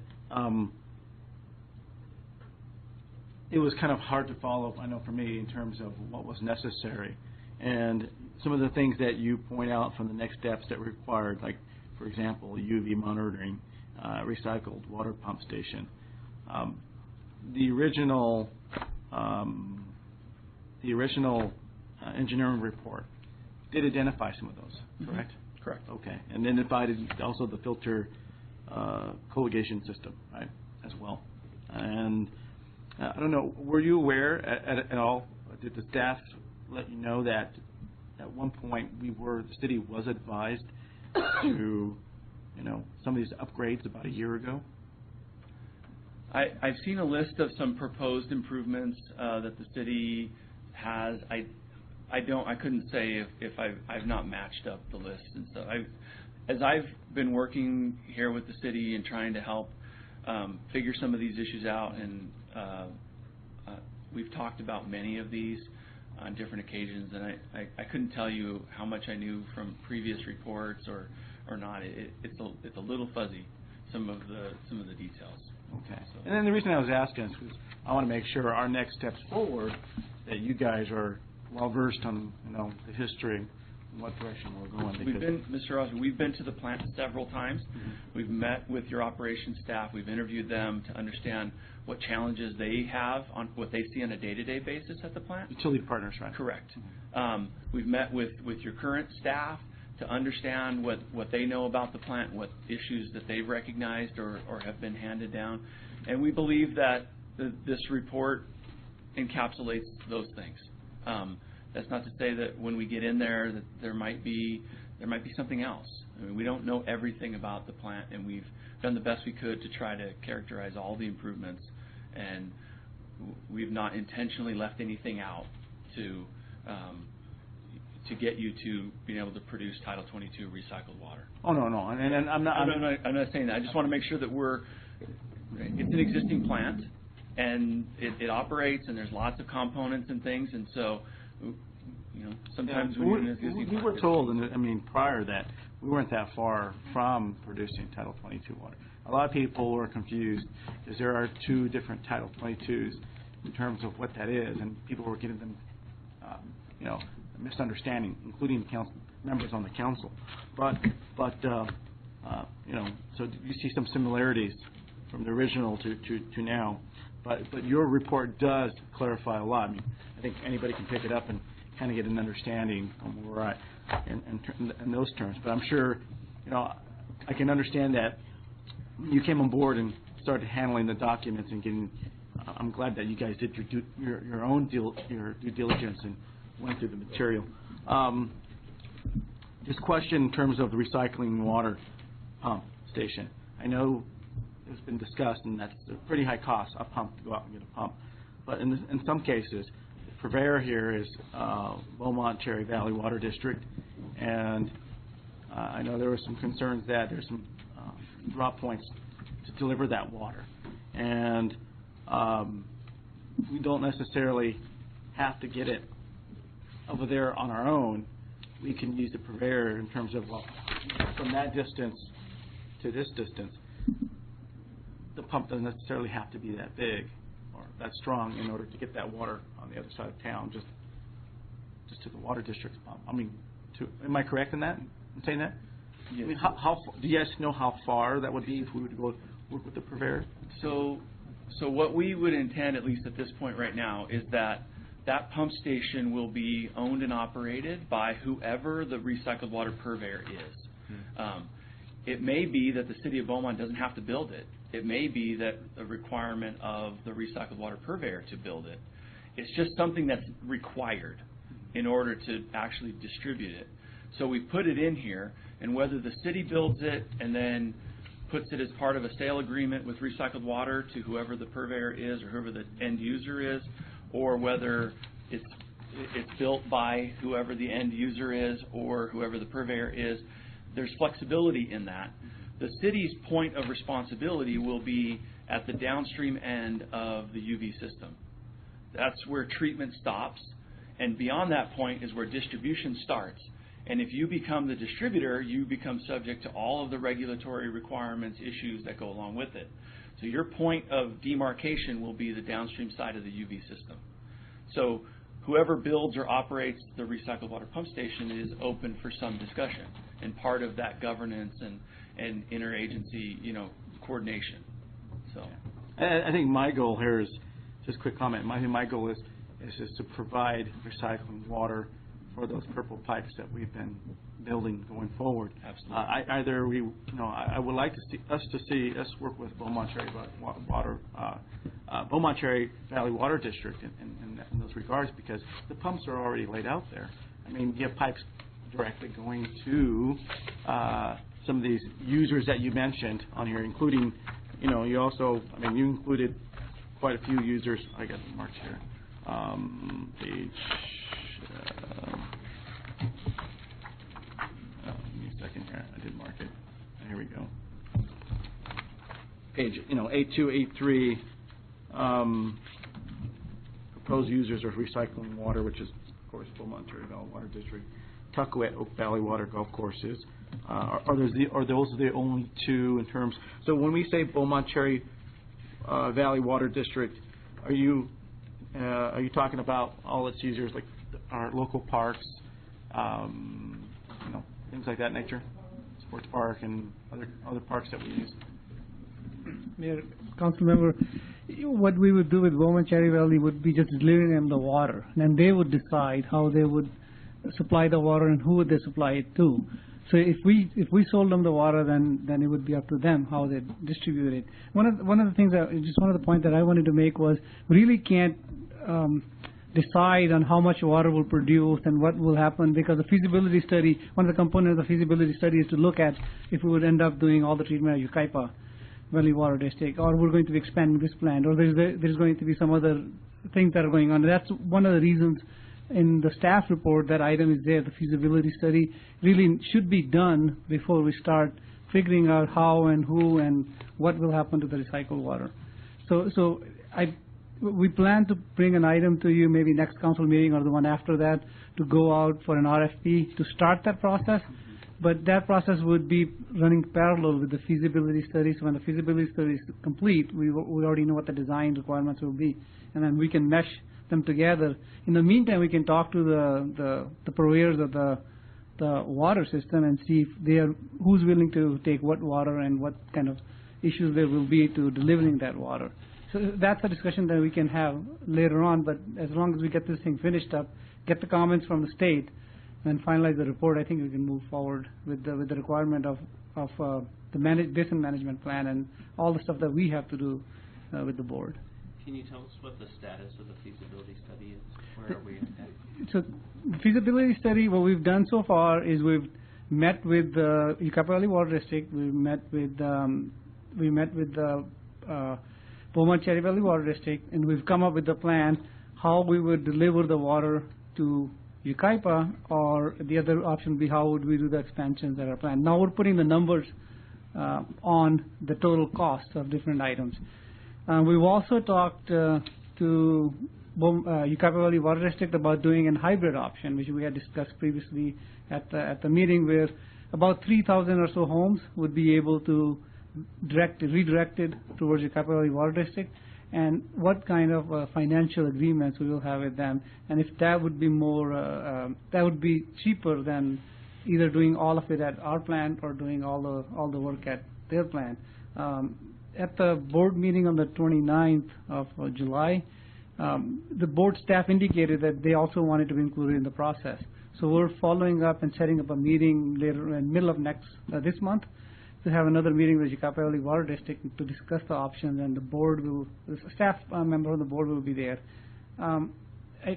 What comes out of that meeting will give us additional work to do, and I think by middle of September, we were trying to come to the second meeting in September to the council to review the options, and then the council can guide us as to which direction they would like us to choose, to go, and then we'll start doing the work. Because we have to submit the report back to the board in December. That's the schedule we've presented to them. Thank you for the update. Sorry.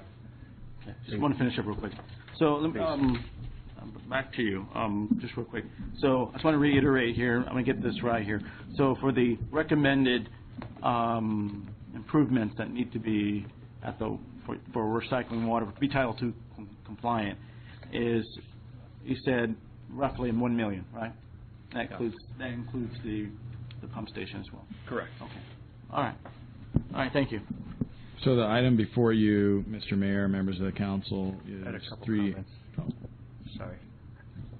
Just very, very quickly. The UV disinfection seems to me, just looking at everything, seems to be the weakest link. The existing UV system that's there, it looks like all you have to do is change the programming on it, or do we have to increase the size of it? So there's kind of two issues.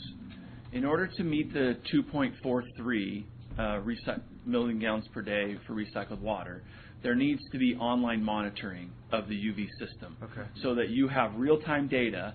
What you have to be able to do is, if there's a problem, divert it away from recycled water.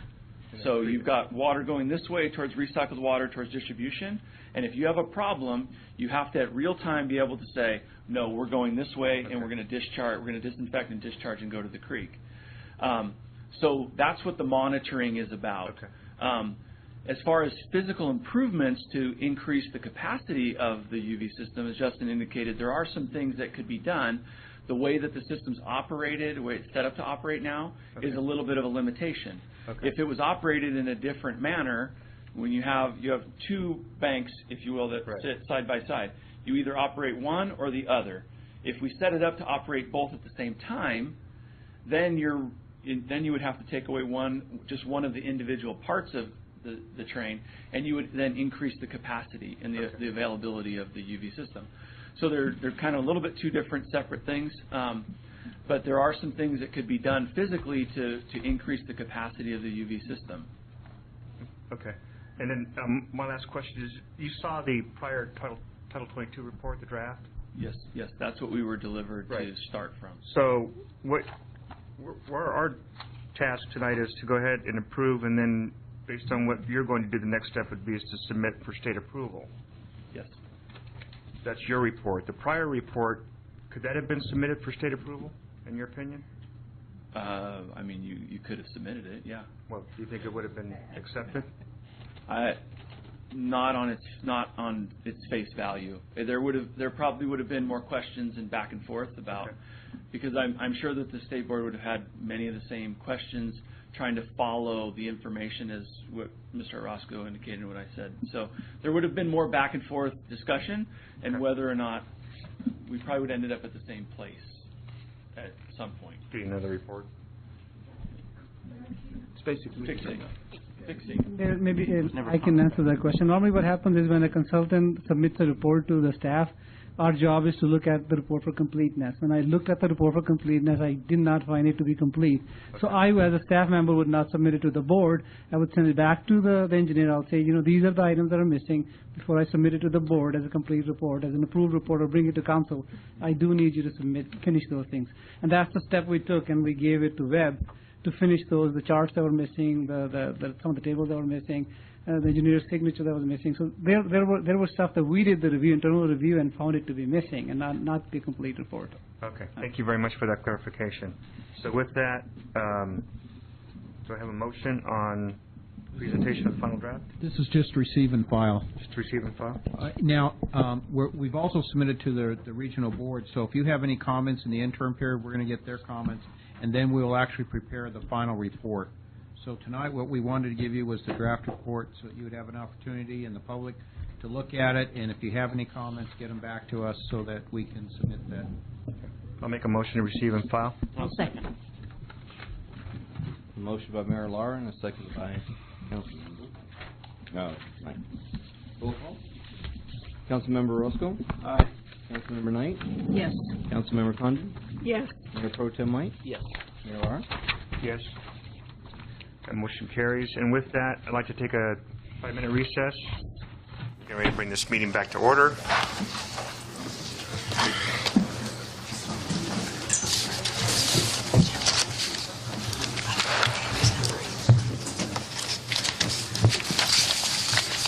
Here she comes. While Ms. Knight makes her way to the dais, I'd just like to remind council that we have a 30-minute time limit on each agenda item, and we'll be monitoring our 5-minute opportunity to speak so that we can try to get through these next items here in a short time. Okay, I'll go ahead and brings us to item 3B, Resolution 2016 establishing a transit ad hoc 2x2 committee with the City of Banning to discuss transit services in the Pass area.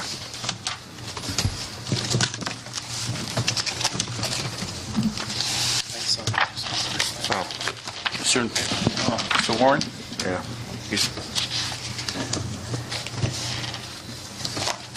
Sorry, I should have checked.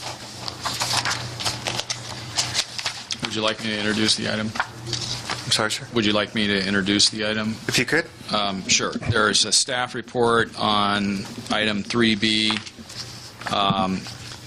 At the May 3rd, according to the staff report, at the May 3rd, 2016 City Council meeting, staff presented Banning's request to form an ad hoc 2x2 committee to discuss transit operational issues on May 24, 2000. Oh, here's the city manager. I'll let him take it. I apologize, Mr. Warren. No, hey, listen, I apologize for not being back.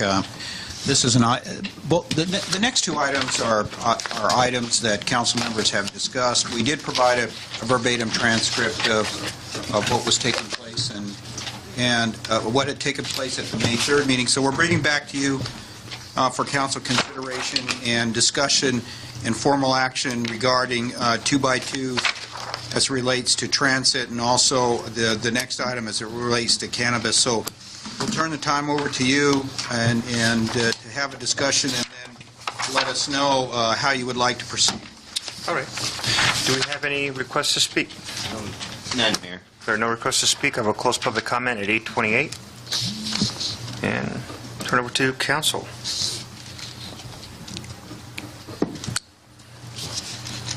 Councilmember Roscoe? If the city attorney can, I know I had spoken to him at that time on the May 3rd council meeting. It was a discussion where the city attorney was going to find out, and conversations he had in terms of finding out if this was a Brown Act meeting and what their intentions were, and then can you update the council in terms of what that discussion was and your findings? I'd be happy to. So the issue of whether or not this would constitute a Brown Act body is whether the two agencies are creating a unitary body. In other words, a committee that is composed of two members from each council as opposed to two separate committees. And the way that the resolution was adopted and worded in the city of Banning, my opinion is that this would be a Brown Act body. The language that was used in their resolution is very similar to ours, and that is that the two agencies would be establishing an ad hoc 2x2 committee with each other. And so they're creating a unitary body, in my opinion. Now, if you spoke to another city attorney, they may take a more aggressive approach and argue that it's not a Brown Act body, but my opinion is it is. And certainly, with the circumstances the city's had to deal with in recent past. I think it's always better to err on the side of caution, treat it as a Brown Act body. I did reach out to the city attorney in Banning, and by the way, there's case law and an attorney general opinion that provides guidance on that issue, and so I feel very comfortable with my opinion that this would be a Brown Act body. And I shared that case law with the city attorney for the city of Banning. They had just recently changed over from their former city attorney to an interim city attorney, and he and I spoke. I explained my position, and he agreed that we treat it as a Brown Act body. He didn't have a problem with that. So that's where we stand on that issue. So he was comfortable with it. Do you know if they're going to change? They're going to update or just the resolution on their end was fine? He didn't mention that. He was very new. Okay. He had just, literally just taken over as the new interim city attorney, and that didn't come up that they were going to revisit it. Whether they are or not, I'm not aware that they are. Nobody's mentioned that to me, but he didn't raise that in the discussion I had with him. Okay. So this resolution will allow us to establish this officially with the city of Banning. Correct. And this first resolution would be a transit ad hoc 2x2 committee of the two agencies to discuss transit services. Okay. Any further questions? No questions. Yes, I have some comments. First off, the problem I had with this starts with the staff report, and I brought this to Mr. Warren's attention. I think that's why we have the transcript here. But in both of these two by two resolutions, it talks about at the May 3rd, 2016 council meeting, staff presented Banning's request to form an ad hoc 2x2 committee to discuss transit operational issues. And when we discussed the 2x2s, the actual conversation never mentioned transit, and it never mentioned cannabis. And I think what's written in here in the background and the analysis in the first two paragraphs, I think it makes a lot of sense that going forward, our transportation systems need to coexist, or maybe at some point become one. And I think that the transportation discussion is something that we should have. My concern is when we're creating 2x2 committees on specific issues, and the council has not discussed the issue, how do we pick two people to represent the council when there might not be agreement on how we want those two people to represent the council? So that was just my concern. Again, I would much rather have a discussion about transportation and then make that decision as to whether, who's going to be on the committees and whether or not we want to move forward with a discussion about a specific topic. But it was originally presented to me as just discussing. It didn't sound to me like it was going to be focusing on an issue and then making recommendations or decisions and bring those recommendations and decisions back to council. It seemed to me more like as it was related to us in here, like the mayor one-on-one. And I don't think the mayor represents us as a council and says this is what my council wants to do. So that was my concern with the way this was presented to begin with. I have a quick... Councilmember Knight. Thank you, Mr. Mayor. In looking at this, so you know, we do have a transportation, it's called T-Now, that meets once a month, and representatives from the Pass area are all there, and including the mayor. Mayor Welch is there. We have someone from Calamasa and all the different transit agencies. So this is something we're talking about and discussing on a regular basis. It doesn't stop. And so my question is, especially with this transit ad hoc, I think that we've already taken care of the issue. Anyone can come to transportation now. any of our council members, people in the community, and RTA is there, representatives from RTA. RPAS Transit is always there. We have Sunline from out in the desert. We have Pass Transit from Banning, and everyone is represented there. So quite frankly, I'm not sure what this is trying to, I mean, we've got that interaction going on, and it's like generating an additional meeting that really, with Mr. White's concerns, I don't think it really serves us well. That's just my take on that. Mayor, I'd like to add sort of the other side, believe it or not. The problem that I see here is that as in the transcript here and as in the presentation on our staff report today, it's presented as Banning coming to us. And then when Mr. Orozco spoke about it, he says, I've been really lobbying really hard with the city manager and their mayor on having this.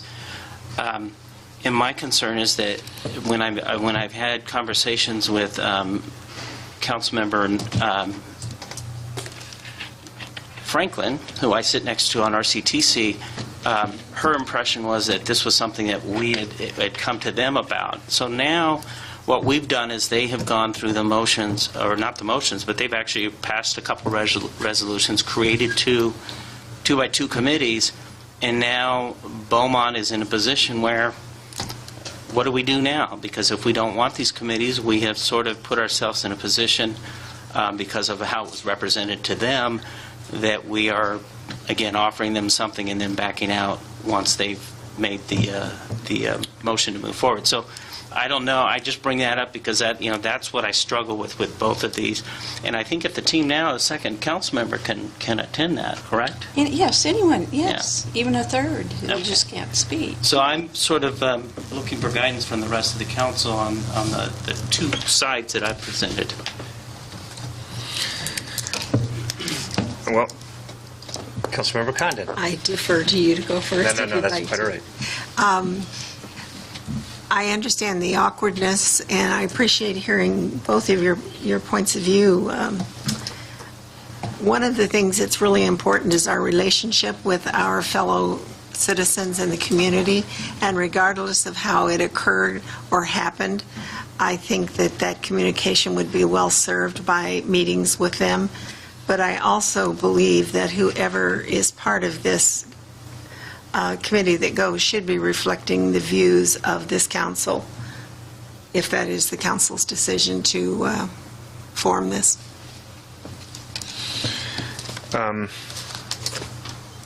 Just good discussion. I think that the 2x2 committee is a good idea to meet with Banning. I have concerns, as has been already referenced, in regards to establishing a specific transit ad hoc committee, as well as cannabis ad hoc committee. I do think there's some benefit to discussing those items in the meeting and bringing back information to council for perhaps some direction, but I don't think setting up a specific 2x2 committee for a specific item is going to be beneficial to, I think, either city. I think the flexibility to discuss a number of topics that come up between both cities and have that freedom to do that, or bring items from each council to that 2x2 committee that are a concern that can be discussed, and then that information brought back is a benefit. I just don't want to box us into specific items each time. And then if we do that, are we selecting a new committee for each item that's presented, or each resolution? So my suggestion is to have a 2x2 committee and open up conversation with City of Banning. But yeah, I'd like to add to that. Just clarification, because I know Mr. White's been using this as a reference. At no point, at no time, did I ever reference transit in those terms. My conversation was more in terms of, we have issues with our neighbors. That's a given. We know that. There are some issues with transportation that, may or may have not been settled through past transit, but the fact is, we have really relationships that are not that great, and it's just concerns going back and forth. My whole intention was, and from my clarification of speaking to the folks in Banning, and because they were a little confused that this was just geared for transit, and that wasn't the intention. The intention was what Mayor White, sorry about that, Mayor Lara had suggested. It was that I didn't want to bog it down. I think my intention to bring it up to the council was, just go back and forth. It's not to vote on anything. It's just to express concerns that they may have directly to the electeds, back and forth, because sometimes it gets watered down or goes a different direction with all that red tape with staff. This is where our neighbors literally can work with 2-on-2, say, hey, what's some concerns? And then we bring it back to council as a report. It can be one person on the council that goes and can report it out and say, this is what our neighbors have been concerned with. We may even look further into that, and at that time the mayor can suggest we do a specific ad hoc to take care of a specific issue that arose between us and our neighbor. And that I think that would be the best bet. When it came to transit, I had concerns because it just limits that conversation. And the transit already exists. I think it just kind of bothers that. But I think having an open-ended would be a more benefit to us and our neighbors and our efforts to make a better relationship. So, can I ask you a question? Councilmember Knight. Thank you. Mr. Mayor, do you still have your morning breakfast with the other mayors in the community? There's been some scheduling conflicts, and we haven't had that for, we've missed 3 of them so far. There's supposed to be one this Thursday, last I heard. A lot of times those things get brought back as far as mayor to mayor. A lot of times there will be a council member attend or with issues, and there is that interaction provided you get it back going. So, I think of that too. I know that I'm not trying to stop anything here. I just don't want us to get bogged down in so many meetings that we're not effective.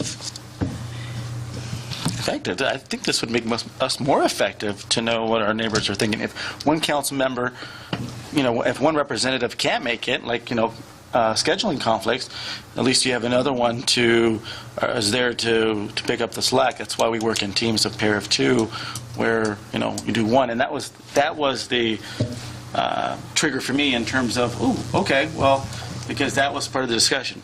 Well, in the mayor's meeting, one mayor can't make it, the other person can't make it. It never happens. 3 or 4 months go by.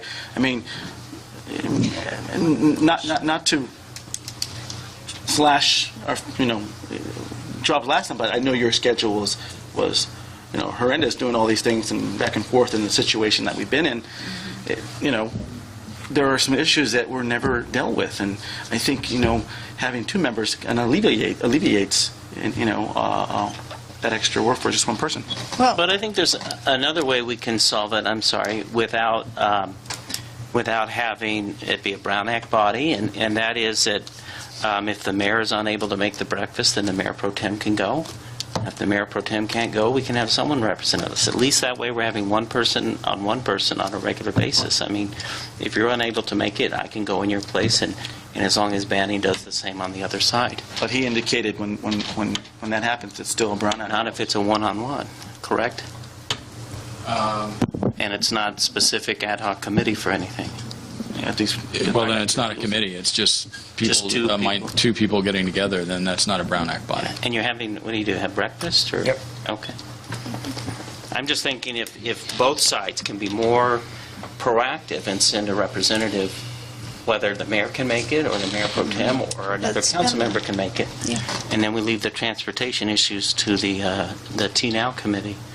That's my thought on that. I have a thought on item number C, and it's the cannabis issue. Part of that where I'm concerned... I'm sorry, point of order. Can we just deal with one at a time instead of... Well, we've been dealing with both the ad hocs, but that's fine. Okay. Yeah, I agree. I think that there's a lot that needs to be said on item C. Item C as well? Yeah. So do we... Well, I think we decide item B first, and then we can address item C. So the item before us is to establish a transit ad hoc 2x2 committee with the city of Banning.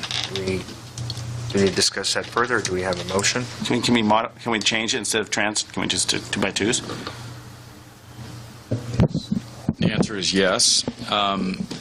As I was sitting here listening to you, if you wanted to do that, you could reword the resolution to provide as follows. In the first title paragraph, it would say, Resolution of the City Council of the City of Beaumont, California, establishing a committee, or a 2x2 committee with the City of Banning. And then the first whereas would say, whereas at the May 3rd, 2016 City Council meeting, the Beaumont City Council expressed an interest in meeting with City of Banning elected representatives. The next whereas would be deleted, and then section 1 would be reworded to read as follows: that the Beaumont City Council hereby establishes an ad hoc 2x2 committee with the City of Banning to discuss mutual issues of interest, period.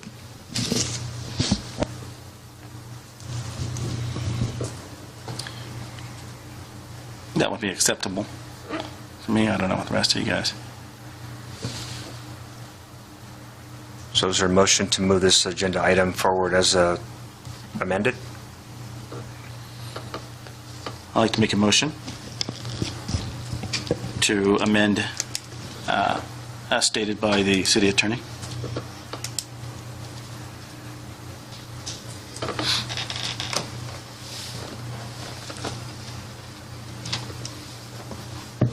Seeing no second, motion dies in the lack of a second.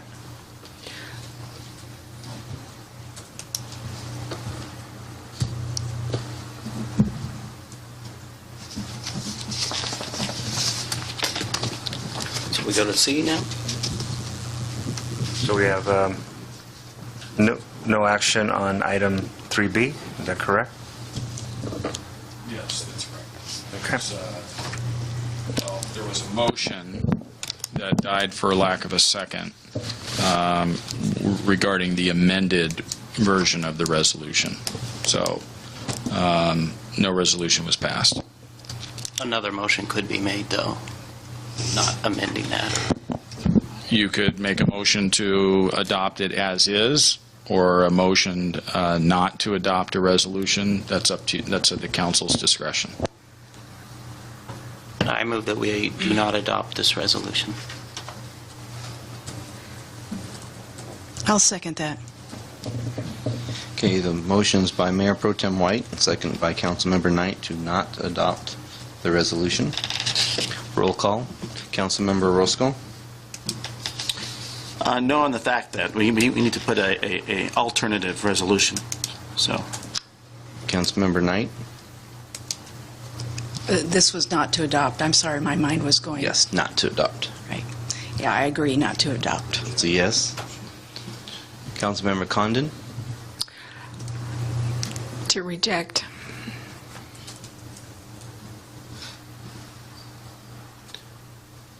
Are you asking me now? Or did you? I didn't know what that meant. Yeah, I didn't hear the... Are you yes? You do not want to abstaining? I'm saying to reject the motion. Reject. Yes. I didn't hear that word. Okay. Okay, so Okay. you know.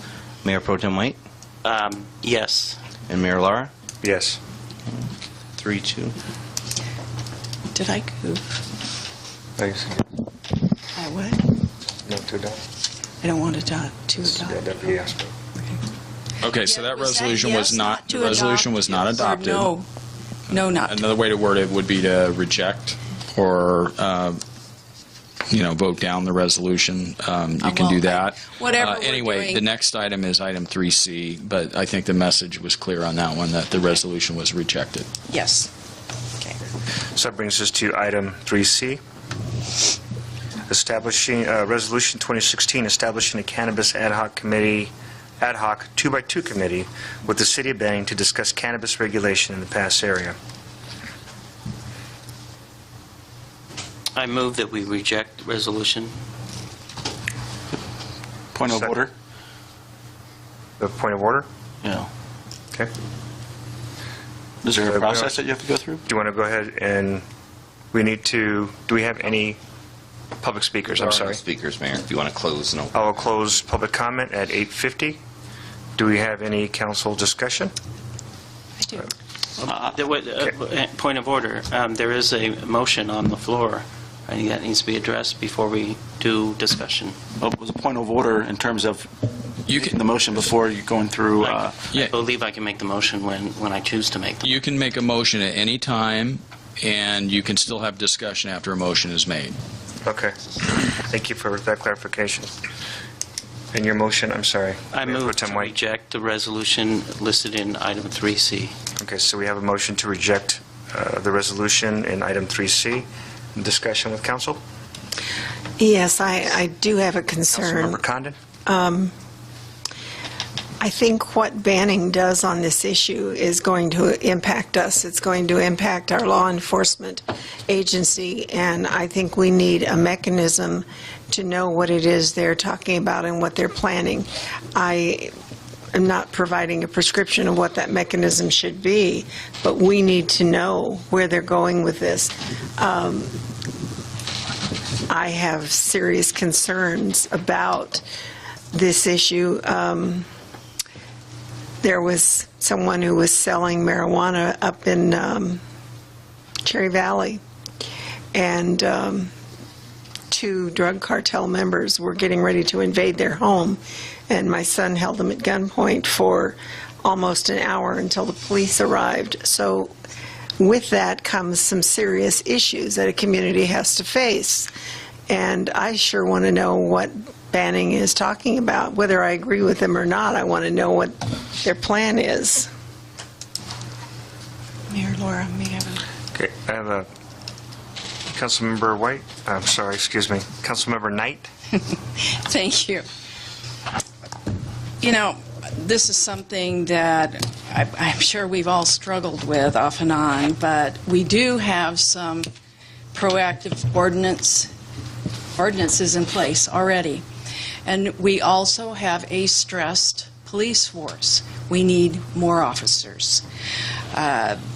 We dealt with this with a shop here, very well run, but it was illegal. It generated blight, all kinds of problems. And I want to make sure that people understand I believe that medicinal marijuana, I have no issues there, but I have been contacted by numerous sheriff officers that live in our community, and there's a reason they call us Cop City, and I have yet to come across one that was not adamantly opposed to this coming in our community. And I have had parents come up to me and say thank you for your proactive ordinances. But that's where I am, and it's something I've studied extensively over the years, having a person in my family that was actively involved in law enforcement and the top person in Humboldt County. And so, I mean, I have been in warehouses that are full of marijuana. I've watched lives, just homes, rental homes. When you get those grow houses that take root and you can't control them, there are numerous issues here that I think there are outlets to get cannabis. But I also, if we have an ad hoc committee where we have differences on the council how we feel about this, so we could have 2 pro people and you get a different perspective in dealing with like banning. Yes, we'll find out what they're doing, but I think that as a whole, there's a lot more here, and we need to be very, very careful what we do to protect our community and keep it intact. That's where I am. Thank you for your comment. Councilmember Roscoe? Yeah, thank you.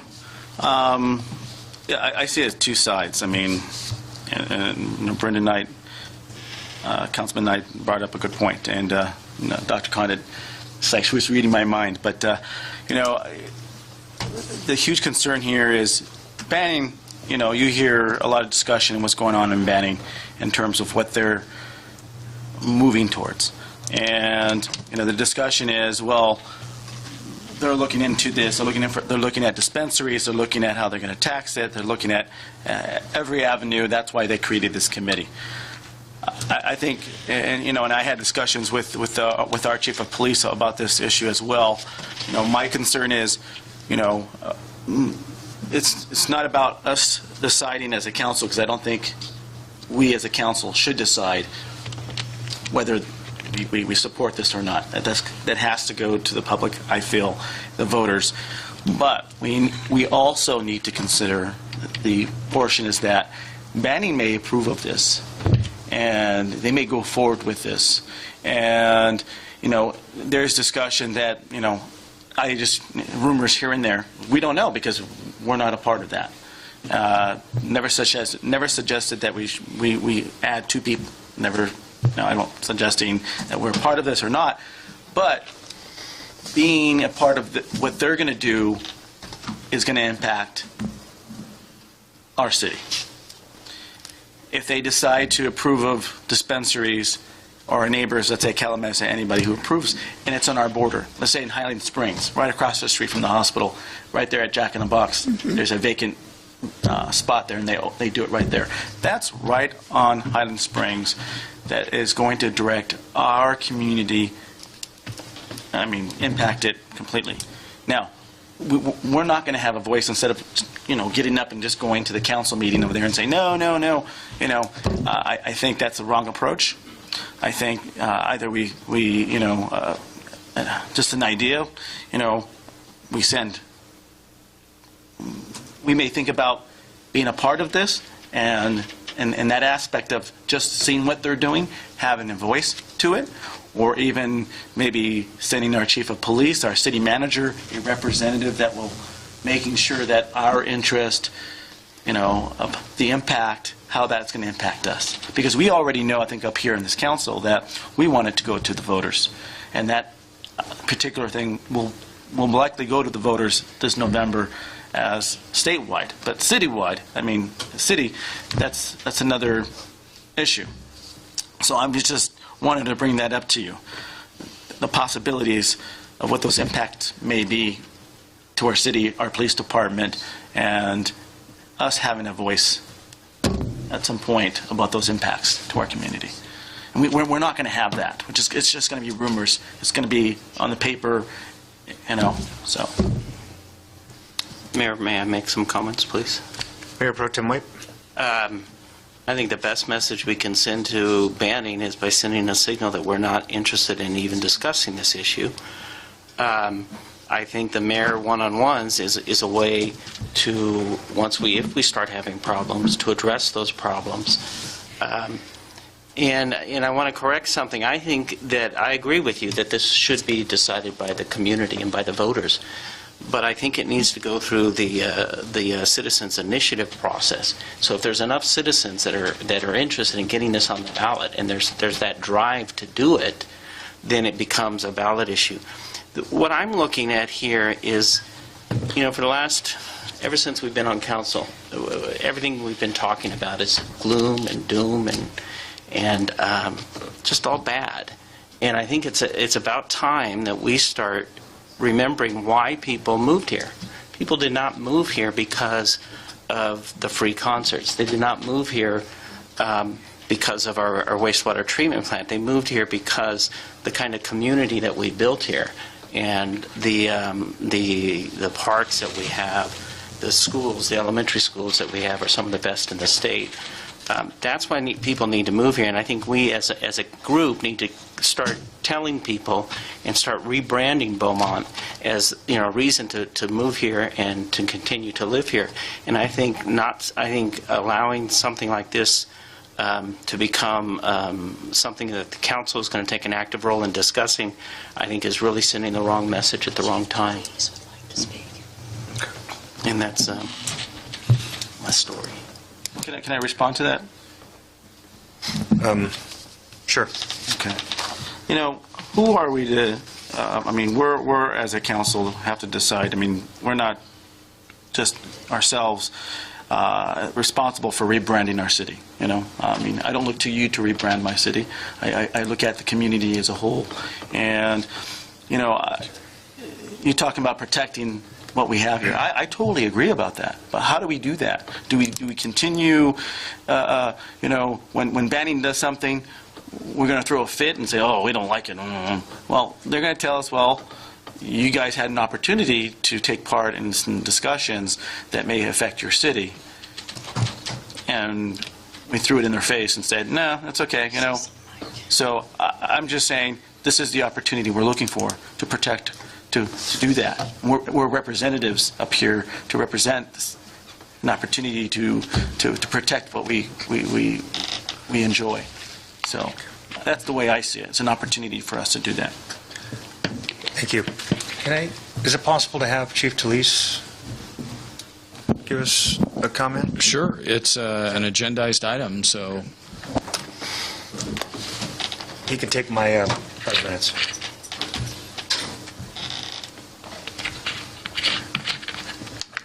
Once again, evening, Mayor, Council. I just want to assure the public and Council that part of my duties is to monitor local and regional and state issues, and so I've met with my counterpart in Banning over this topic, and I will be attending these meetings. I can prepare a city manager's report and provide it to Mr. Warren. However you move forward on the 2x2s, but I will be there and taking notes. And my main concern is our sphere of influence, where they may place this and how it would impact our residents and our safety. My concern would be if they did get it close to Highland Springs, where would people go to possibly get the money to go back and purchase it? I think they're going to choose to come into Beaumont. And so we have nice things, and so we're going to have to prepare a defense for that. That's it. And if I recall, you were working very closely with the chief in Banning, is that correct? Very close. So we met on this topic yesterday. We're meeting tomorrow morning on some other topics, and so we communicate pretty much weekly on our local and regional issues. Thank you very much, Chief. And I'd appreciate a report back. Will do. Thank you very much. Thank you. So with that, I'd like to second Mayor Pro Tem's White motion. Okay, so we have a motion by Mayor Pro Tem White, second by Mayor Lara to reject resolution, item 3C. Roll call to reject. Councilmember Roscoe? Aye. Councilmember Knight? Yes, reject. Councilmember Condon? Yes. Mayor Pro Tem White? Yes. And Mayor Lara? Yes. That brings us to item 3D, Resolution 2016, establishing the Youth Advisory Council Committee of the City of Beaumont. Mayor, this item was brought forward by Councilmember Roscoe. He is proposing a youth advisory committee made up of 9 youth. The information is before you, and so perhaps Councilmember Roscoe would like to, address this issue and talk about it some more on how this particular advisory committee would work. Okay. If I can bring the item up.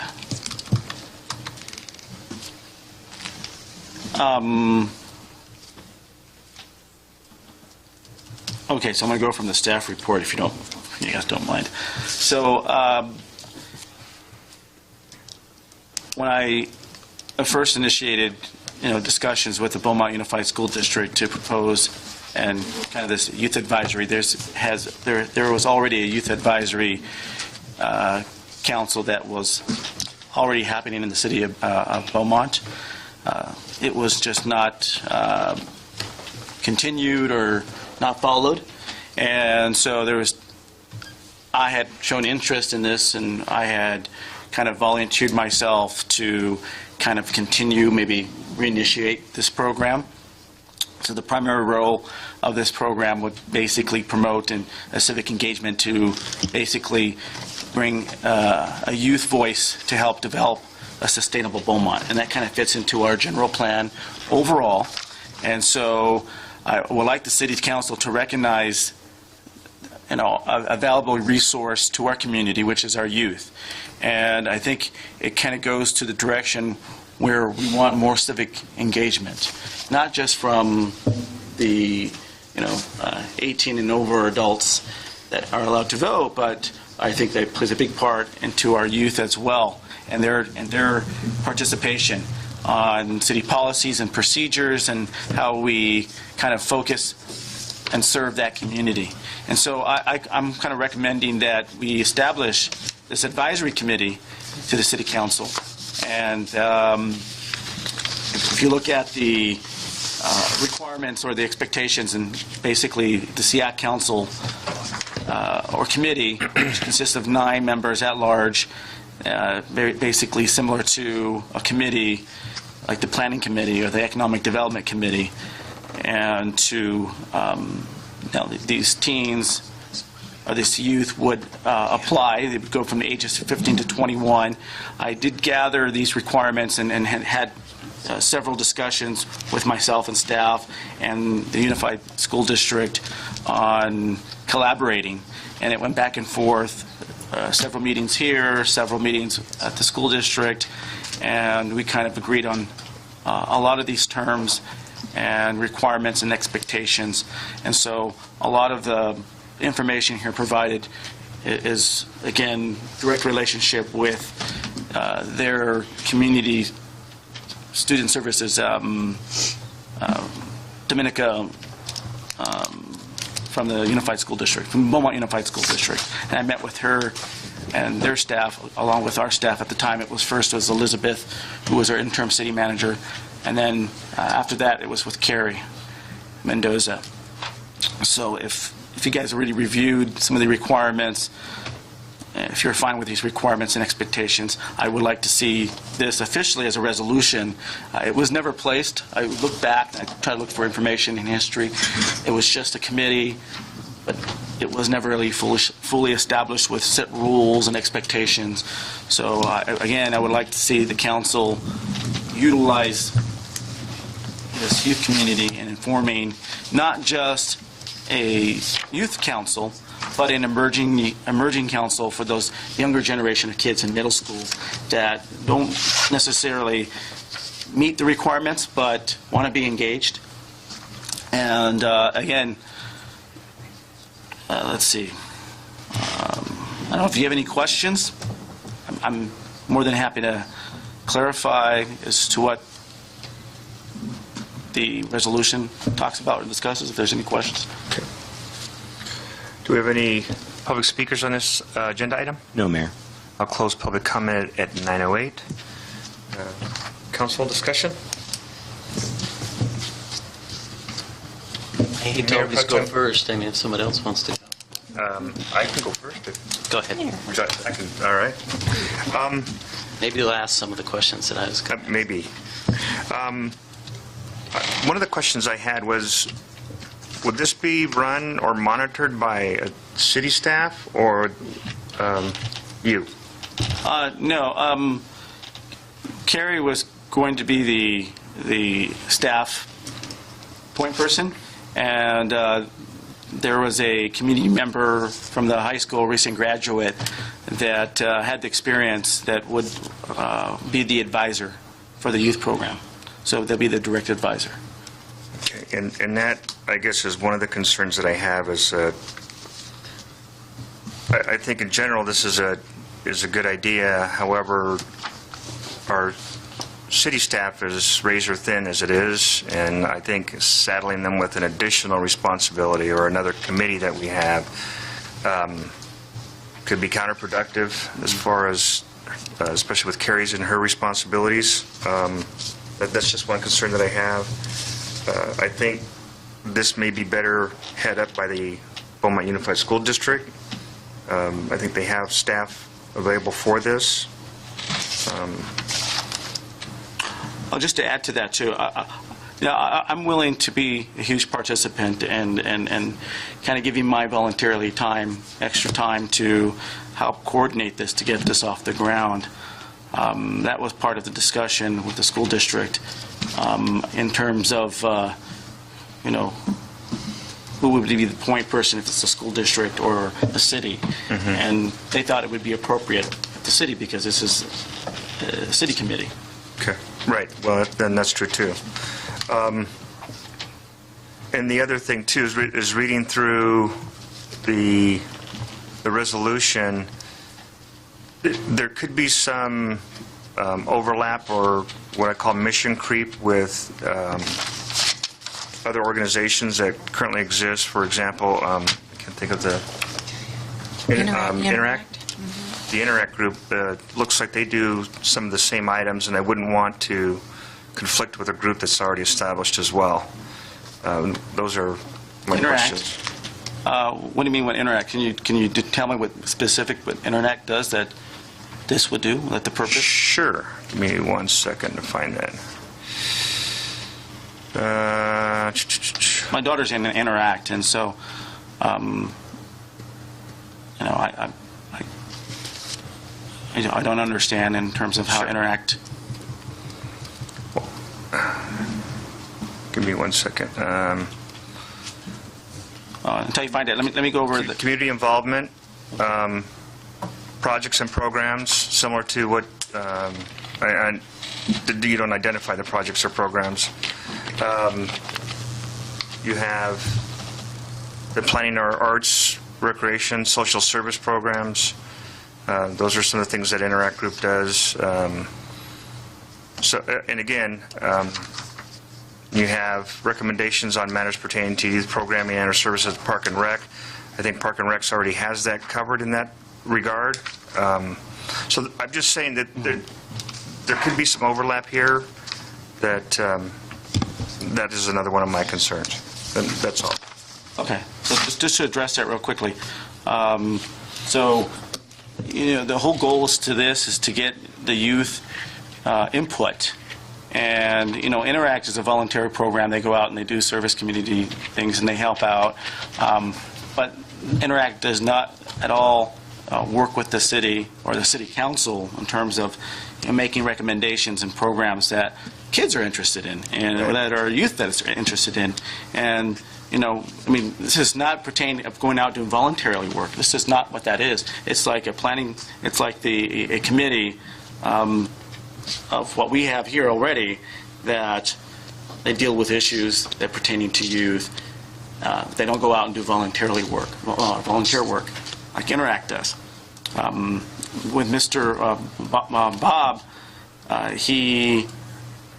they implement programs that we as a council do. They don't, they come back with recommendations, we do, but I think it would be nice to have our youth make recommendations for the program, recommendations to the programs he does, and advice. It comes back to the council, and we kind of go off of that. That's kind of the idea of what the committee does.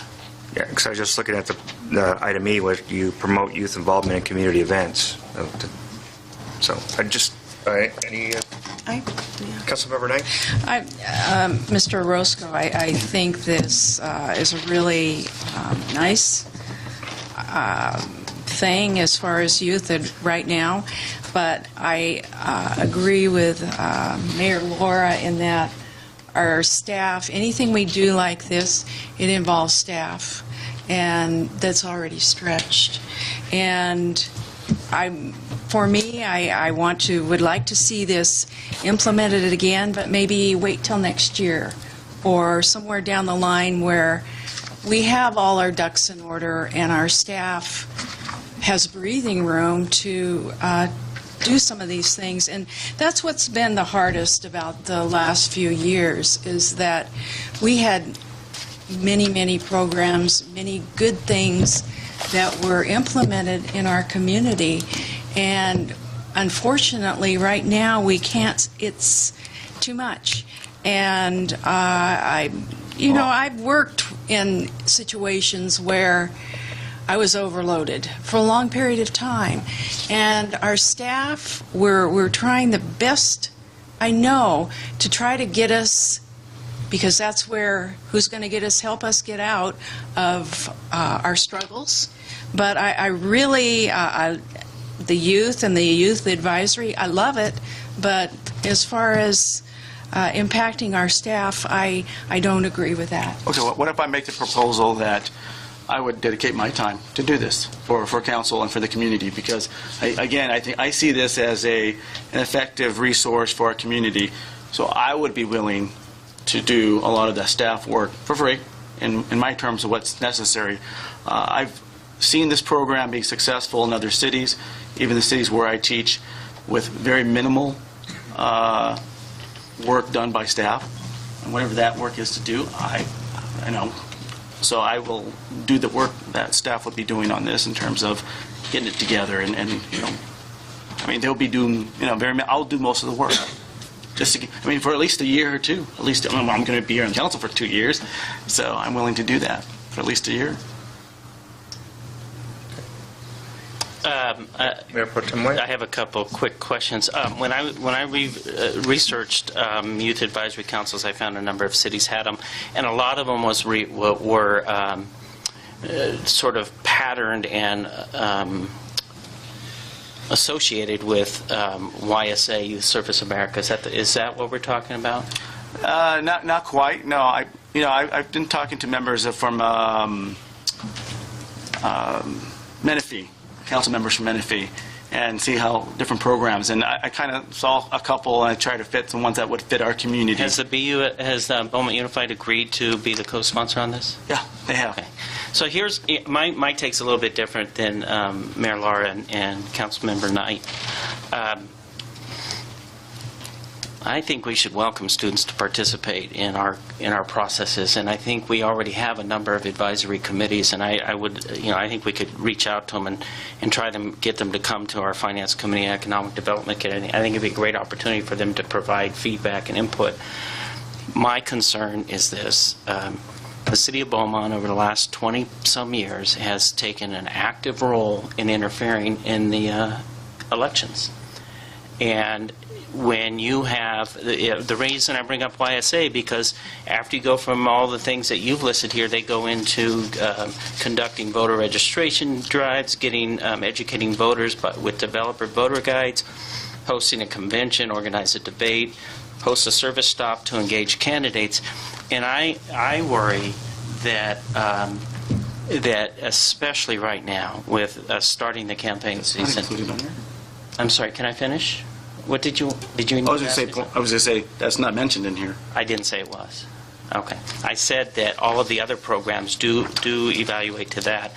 And my concern is putting 9 high school students on an advisory committee, and we have a number of committees now, that is going to get politically involved right at the beginning of a campaign. And there's a good chance that one of the candidates may be a high school teacher. And I just think right now for the city of Beaumont to get involved with a committee like this that has roots that go back to the Youth Service of America, and it just sends the wrong image and the wrong message. I'd be more than willing to talk about this as Councilmember Knight said at a later time.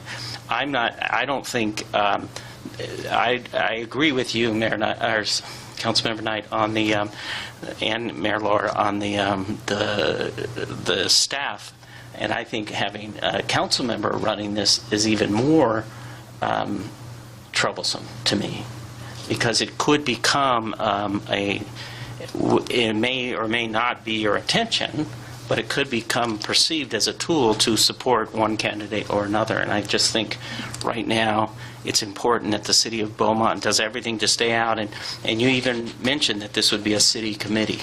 And I think, as I agree with Mayor Laura, that this should be a Beaumont Unified School District Committee. and that we could provide access and support to bringing students to our Finance Committee, our Economic Development Committee, and issues like that, and give them a place to provide their input and suggestions. Okay.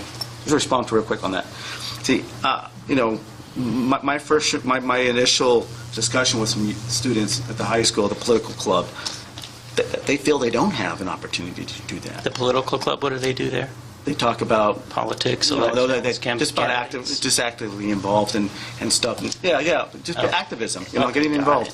And they don't see that here in the city of Beaumont. We don't have that opportunity for them. And, you know, I'm sorry that you feel that what the intention is here is negative. I mean, you know, that's not how it... No, I was concerned about the perception, but I think Mayor Laura had said it when we came back from our break that we sort of needed to keep our conversations under 5 minutes. I understand this was a report that you brought, but I think we understand your position. Well, but you speak more. I mean, you've given more time to speak as well. So don't accuse me of speaking more time. Okay. You know. Okay. So. Any other comments from council? Councilman? No.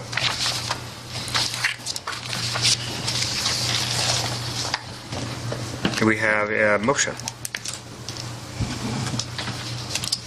I move to reject the resolution 3D establishing the Youth Advisory Council Committee of the City of Beaumont. I'll second.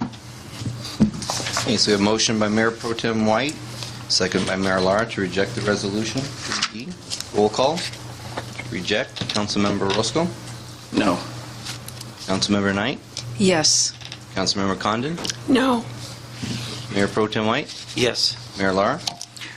Yes, at this time. 3-2.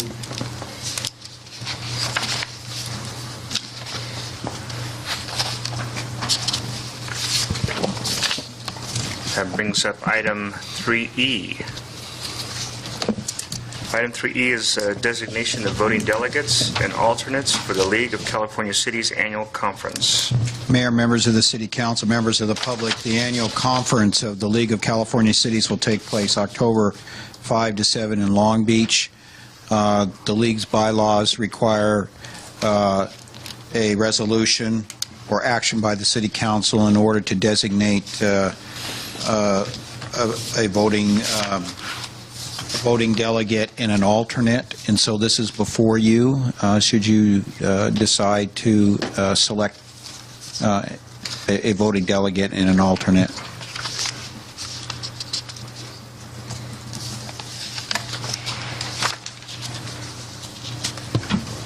Do we have any requests to speak on this agenda item? Mayor. I'll close public comment at 9:22. We have a discussion with council.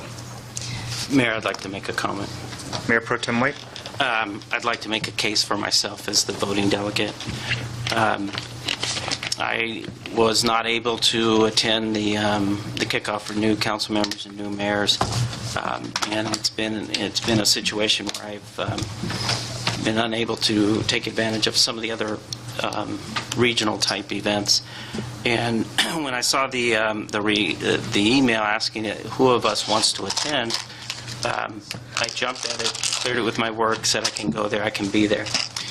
My concern, and it's sort of referencing the later issues that we bring up, is I didn't recognize the cost involved. I didn't realize that the city would be paying $600 per attendee as well as travel expenses. And so I would like to make the case that I represent the city of Beaumont as the voting delegate. But I also want to indicate that if I am not, if I'm the alternate, or if I am not granted that position, that I would like to withdraw my request to attend, because I think the voting delegate needs to attend, and I think to at a time right now when we're unable to match the Rotary for the Spirit Run, and we've had to cut back fireworks and stuff like that, the travel expenses along with the $600 could run us over $1,000 attendee, and I think to have two attendees just sends the wrong message at this point. So again, I'd like to make my case for the delegate the voting delegate, and if the council chooses someone else, then I'd like to withdraw my the later item on the consent agenda to approve my attending. Thank you very much. Quick question. Councilmember Knight? If I remember right, Mark, you went to Sacramento? Did you go? Did we send you to Sacramento? Yes. So you've been? Yes. Okay. This is a very valuable event to attend. There's a lot of information there. And I think that we should send someone that hasn't been yet if they want to go. So I hope that each person on this council gets to go to one of these, because they're normally, when things are normal, the entire council goes, because there's everything from it's all about city everything, and information that's incredibly important, and learning. I mean, I'd go to everyone if I could, but I've had the opportunity to go to a number of these league events, and Mr. White, I do support you as our Mayor Pro Tem, and as far as wanting to go, yes, I do support you. But we do need an alternate. So,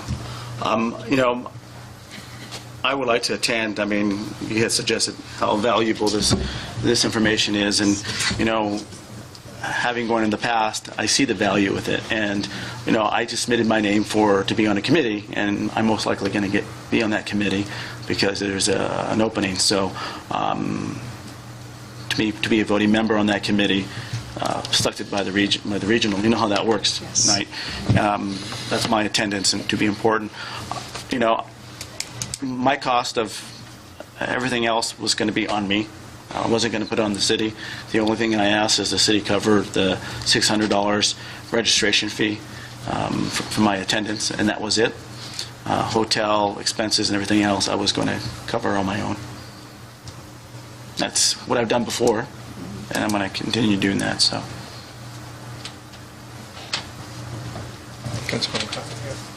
I was going to ask, where is the conference? City of Long Beach. Ah, okay. Well, I was considering paying my own way and going down and observing. I think it would be something of interest, so I may just drop in and check it out myself. I believe that the observation is a little cheaper, right? It's not free. It's $125. Mm-hmm. So, Go ahead. Sorry. I apologize, Mayor. Sorry. Do we have any type of budget left for this as far as in the council funding? Yes. I know there are monies allotted, and I think some people think we make huge amounts of monies up here for our council seats.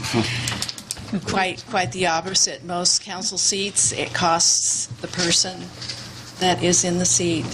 You spend more money than what you make, guaranteed.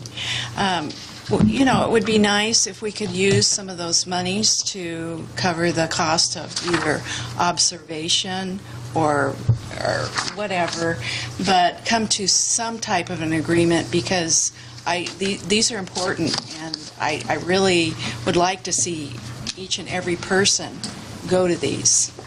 I've been. So. I had the opportunity to attend already in Sacramento, which is why I did not submit my name. I agree with Councilmember White. I think the cost is expensive, and we are cutting back, supporting other local community nonprofits. So I would support Mayor Pro Tem White to attend, since he has not had the opportunity yet, as well as being the voting member. We're still going to need an alternate. Well, I don't think we need to have an alternate if Mayor Pro Tem White will attend. That's my thought anyways.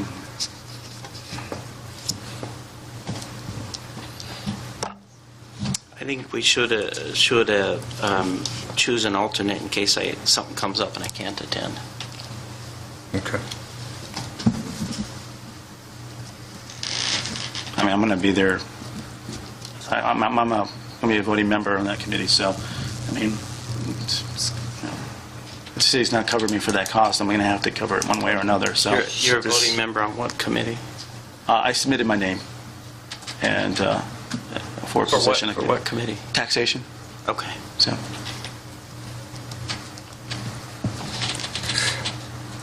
Well, I'll make a motion that I become the voting delegate. I don't know if I can do that, and Councilmember Orozco is the alternate voting delegate.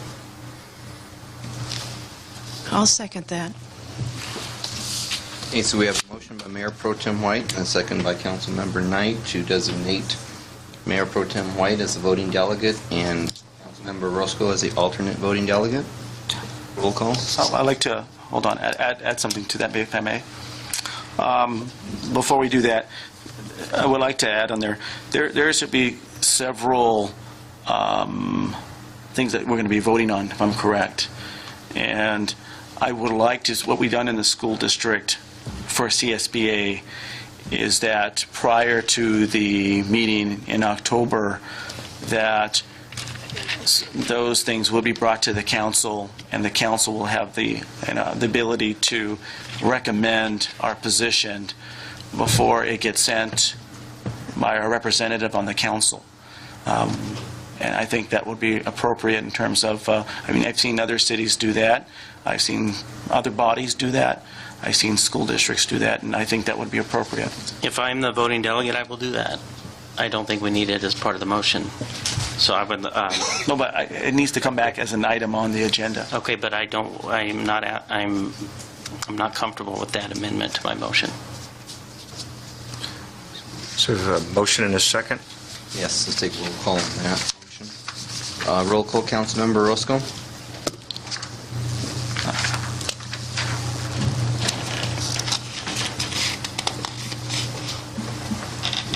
With that amendment, okay. Well, so you said you're comfortable for that, bringing that back, though. Of course, I would represent the council in the direction of the council. It's not my decision; it's the council's decision. Okay. So I don't know that that needs to be official. I just thought that was the way it's represented. So. Okay. Yeah, I'm okay with it. Yes, okay. So yes by Councilmember Orozco. Councilmember Knight? Yes. Councilmember Condon? Yes. Mayor Pro Tem White? Yes. Mayor Lara? Yes, that motion carries. Mayor, we will agendize that item so that the council can consider the resolutions that are published in advance by the league.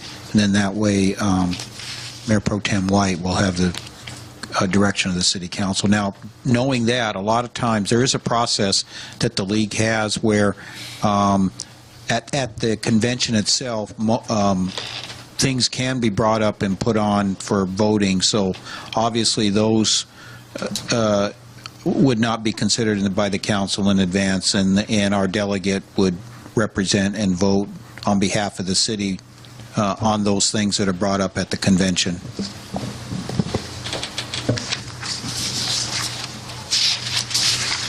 Thank you. That's typical. You know, cities often do that. And that brings us to item 3F. City Attorney invoices. I have a conflict of interest on this item because it involves my law firm, so I'm going to recuse myself and step out of the room.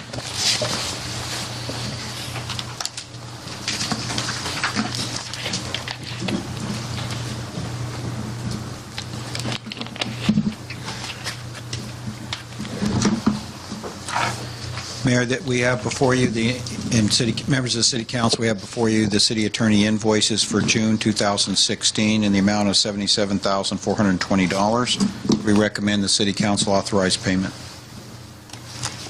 I so move. Do we have any requests to speak? I'll close public comment at 9:34. We had a motion. I'll second. Motion by Councilmember Condon, second by Mayor Pro Tem White to approve the invoices. Roll call. Councilmember Rocha? Aye. Councilmember Knight? Yes. Councilmember Khan? Yes. Mayor Pro Tem White? Yes. Mayor Lara? Yes. That brings us to item number 4, our city treasurer report. Thank you, Mayor. Thank you, council members. I'll be brief. It's already been a long meeting.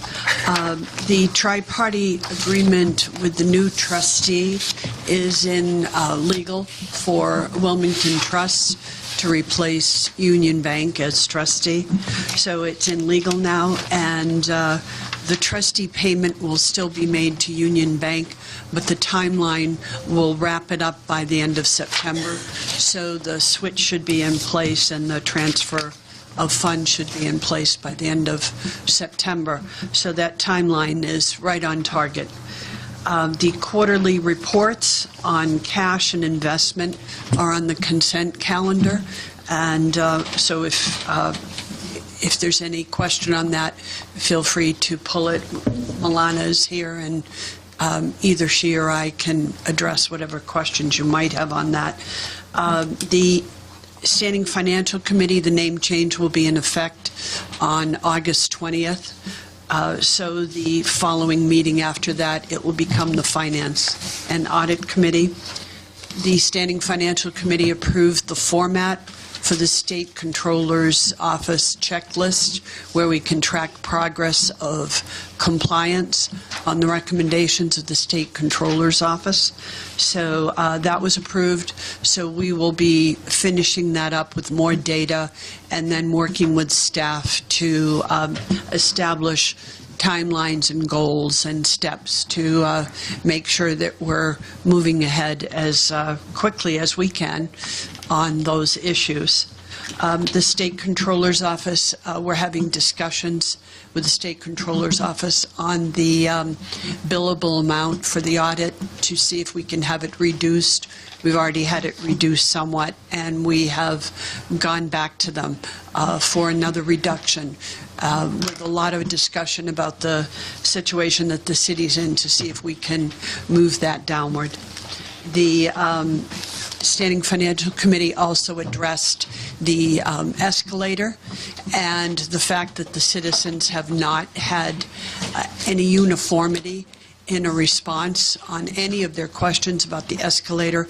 We've replied to citizens' requests for whether the escalator can be addressed either by not answering the questions or by having different answers for different situations. So the Standing Financial Committee will be taking on that as an issue to see what can be done in terms of either structuring a response and then also how much flexibility that there is on the escalator.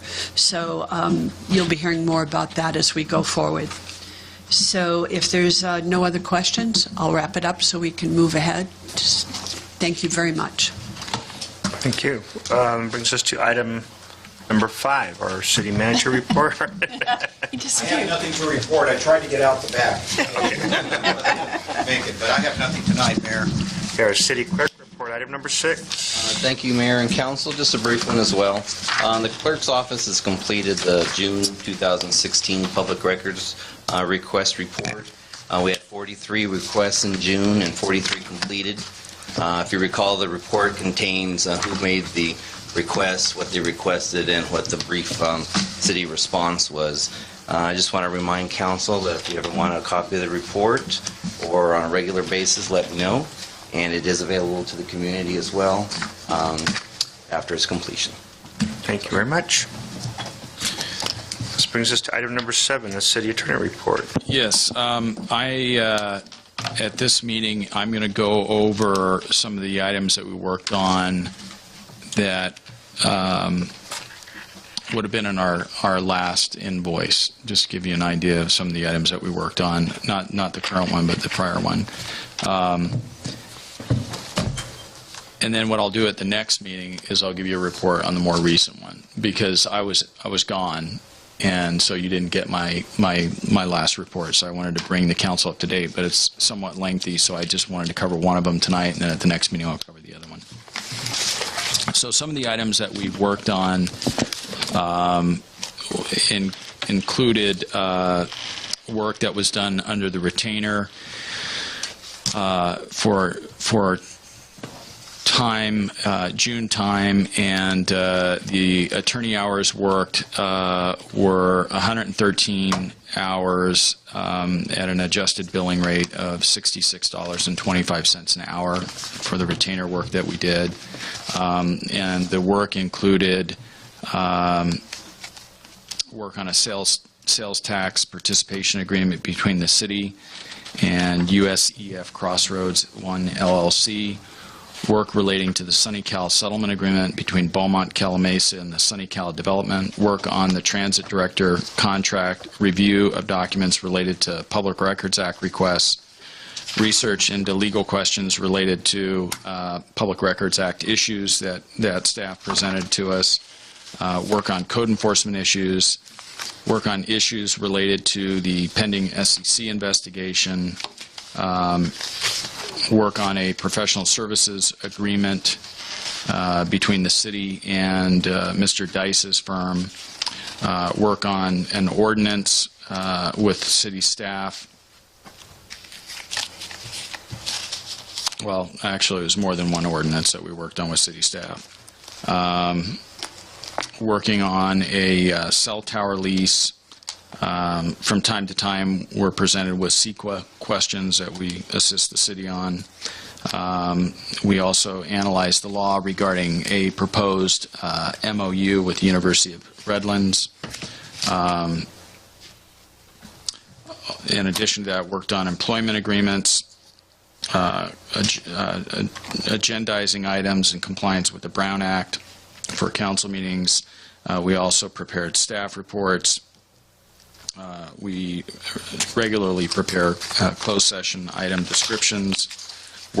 Also assisted the city and represented the city in connection with claims against the city and potential claims against the city.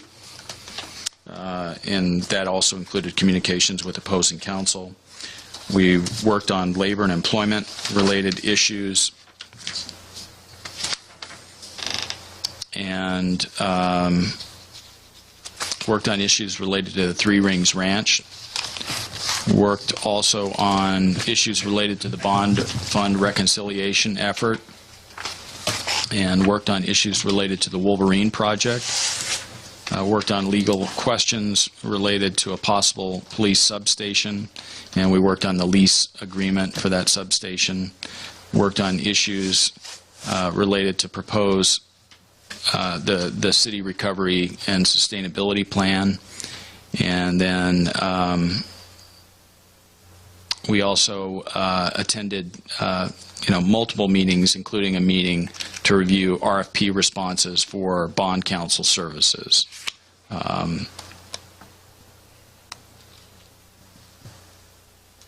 And I apologize for pausing, but some of the items are items that I can't really go into, but that I'm not going to address. And then work on issues related to party homes and a possible claim by party against the city. We also responded to Pitch's motion. And then we also research law firms experienced in the area of municipal debt restructuring. We worked on city audit-related issues. We worked on a claim that was submitted to the city by Urban Logic. We worked on multiple prepared, negotiated, and worked on multiple tolling agreements with third parties and communicating with legal counsel on the other side.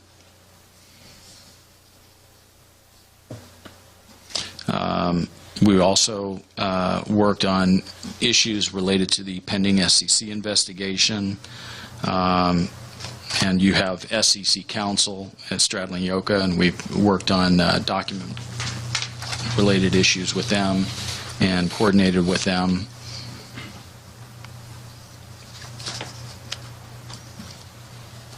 And then there are a number of litigation matters that we worked on for the city, including the HUP cases, the Oak Tree case, the Pedroza case, Morgan, Perez, Santosky, Turner, W.R. Cog, which is an ongoing matter that we're involved in. And anyway, that's a summary, and then what I'll do at the next meeting is give you a summary of the more recent time that we spent on behalf of the city.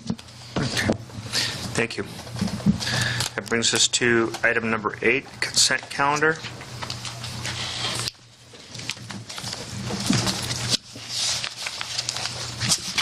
Mayor, I'd like to pull some items from the consent calendar to address. Mayor Pro Tem White, what are those items? First, I think we could get this one over with quickly. I think, Mr. Pinckney, you said the 8L, the tolling agreement for Urban Logic, that there's really nothing to vote on that tonight, correct? That is correct. Urban Logic Consultants, we submitted a tolling agreement to their lawyer, and they have never signed it. So we do not have a signed tolling agreement with Urban Logic Consultants. Okay. So the items I'd like to pull are H, J, Q, R, and W.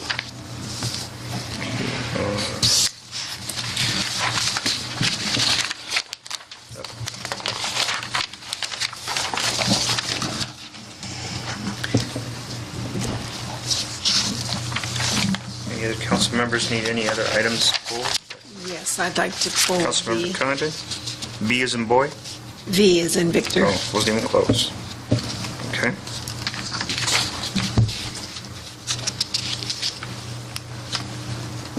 No, I'm good.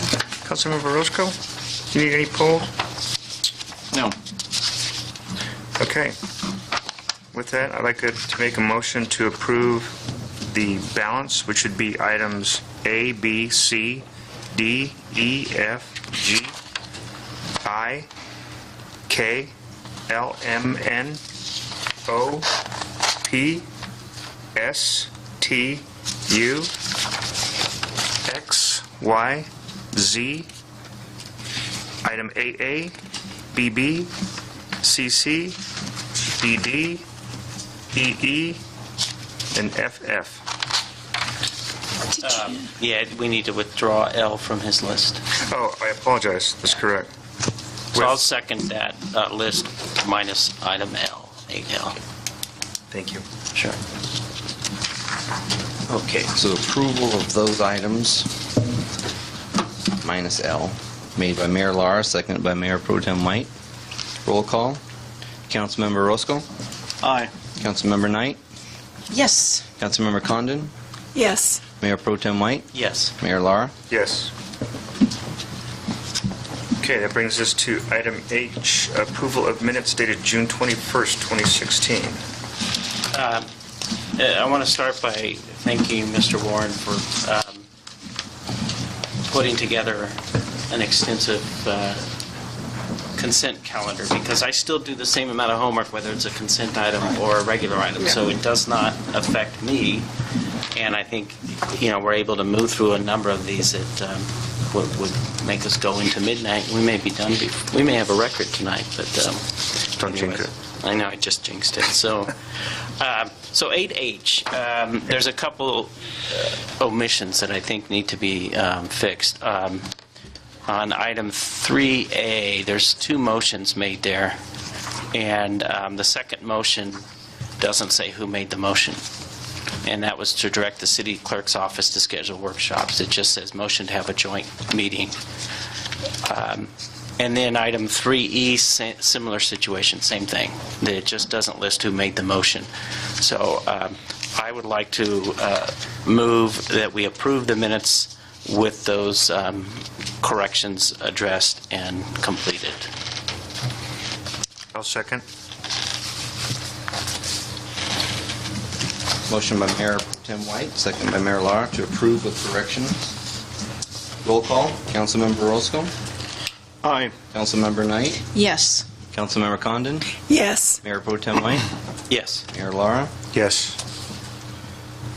That brings us to the next item, which would be 8J, approve request for proposal, general plan update. Okay. I reviewed the RFP, and I'm comfortable with it. I did notice that it addresses the fact that we, in our current general plan, aren't including 6 elements. We're including 6 elements, but not the 7 mandated by the state law, and I looked that up, and I mean, I didn't look to see if that was accurate, but I looked up what the 7 elements are. And then I noticed that there's an economic development element, so I did a little research on that and recognized that, you know, first of all, it's something that we're trying to promote. So I think it's a good idea, and I want to support that, and I like the way it's written. But what I didn't see, we had earlier this year when the Citizens Growth Initiative became an issue, we had a growth workshop. And during the growth workshop, there was a lot of discussion. I was hoping that the council would put together a responsible initiative to sort of counter what the citizens were doing so that we could address a lot of the issues and concerns we had as far as the legal work and that kind of stuff. And at that meeting, Mr. Orozco made a great suggestion that he said that we can address this in our general plan. And so what I'd like to add to the RFP is a managed growth element. It doesn't need to, you know, it's not one, I'm not asking for a certain number of permits or just sort of just like we're doing with the economic development element. And I have a couple here examples for you. One's from Chula Vista, one's from Petaluma, and one's from Loma Linda. And I'm not suggesting that these are exactly what we're going to end up with, but it may give you an idea, if the rest of the council agrees, it may give you an idea of how to reword the RFP to include the managed growth element.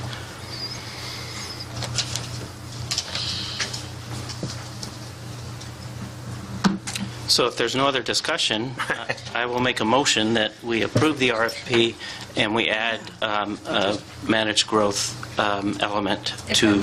I asked for clarification. Yeah. Is it required to be an element, or could it be a portion of the land use? Well, what I've noticed, the same thing with, you know, if you look at some of those cities, what they've done, and many of them have the economic development element, and what they've done is they've taken the economic development element and the managed growth element, and they've sort of wrapped them around the other 7 elements. Correct.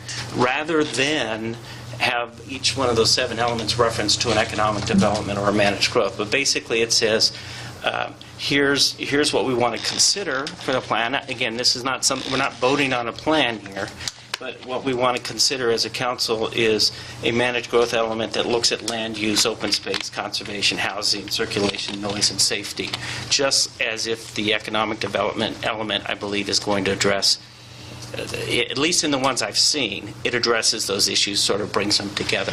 But I think we made a statement to the community that we were concerned about managed and responsible growth. We didn't want to do an initiative, but we could handle it in our general plan, and I would like to see an element, at least in the RFP. When the general plan comes to it, it may get voted out, and we may not even have it, but I think an RFP should include that if it's going to include the economic development element. Any other discussion on that? I haven't seen the documents that he's Those are actual elements in general plans. I only provided them as a suggestion as to how, I mean, if you look at our staff report, we don't have any examples of economic development elements. There's no examples in here that shows me what an economic development element is, but we're adding it to the RFP. But there's a huge, small portion. It's not and it's not a separate element. I mean, I tell you what, I'll just keep these, and I was just giving them as suggestions. You can look at the cities, Chula Vista, Petaluma, Loma Linda, and then you can draw up your own, because I don't think, I mean, this economic development element that's written into the RFP, was that drawn up by anyone other than staff? I used researching other RFPs for other general plans and seeing how they worded the economic development element. I did from our discussion at the workshop include a fiscal element. Okay. So that we would see the fiscal impacts of the choices made within the general plan. Okay. So we can make sure we're making sound fiscal elements. So the fiscal element was a little, we've seen it other places. I didn't find an RFP to use the example, so I worked with staff and our consultants to come up with how we wanted to word that description for someone to put their proposal together. But the economic development element, I have seen, I saw in a few other RFPs and put it together. And then, in order to make this more comfortable for the rest of the council, I'll change my motion. My motion will be that we bring this back, the RFP, with the with a managed growth element in the RFP. I can be ready by the next meeting. Perfect. If you want to continue it to then. So that's my motion. And I believe Councilmember Roscoe had a comment. Yeah, I mean, if we're going to include something like that in, I mean, I would like to see it before we propose to put it in, so. That was my motion. I'm just making a comment. Okay. I'm allowed to speak, right? Yes. Okay, thank you. I appreciate that. So. Councilmember Knight, you good? No, I'm good. It's gotten straightened out, so. Councilmember Condon? Good? No, I'm... Okay. Sounds like, I'll second that motion then. Right, so motion by Mayor Pro Tem White, second by Mayor Lara to bring back the RFP with the growth element to the next meeting. Roll call, Councilmember Roscoe. Aye. Councilmember Knight. Yes. Councilmember Condon. Yes. Mayor Pro Tem White. Yes. Mayor Lara. Yes. Motion carries and brings us down to item Q. Okay, I pulled item Q to recuse myself on voting on authorizing my registration at the... I don't think he needs to. Do I need to leave? Does he need to do that? You're going to recuse yourself. I recuse myself. Okay.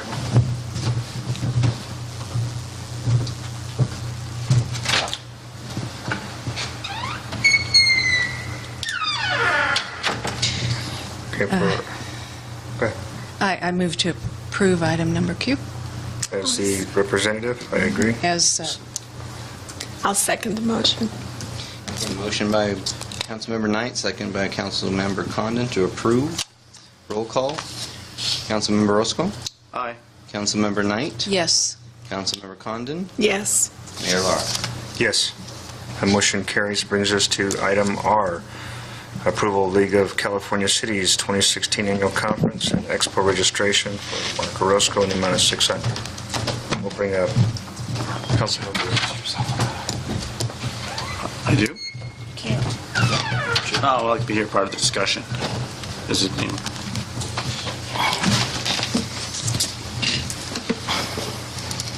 Okay. And I pulled R because I assumed that Mr. Roscoe also wanted to recuse himself on the discussion. No, I don't. I voted on it Are you before, going to so vote? I want to be a part of the discussion because... Are you going to vote on it? I believe Councilmember Roscoe wants to be a part of the discussion.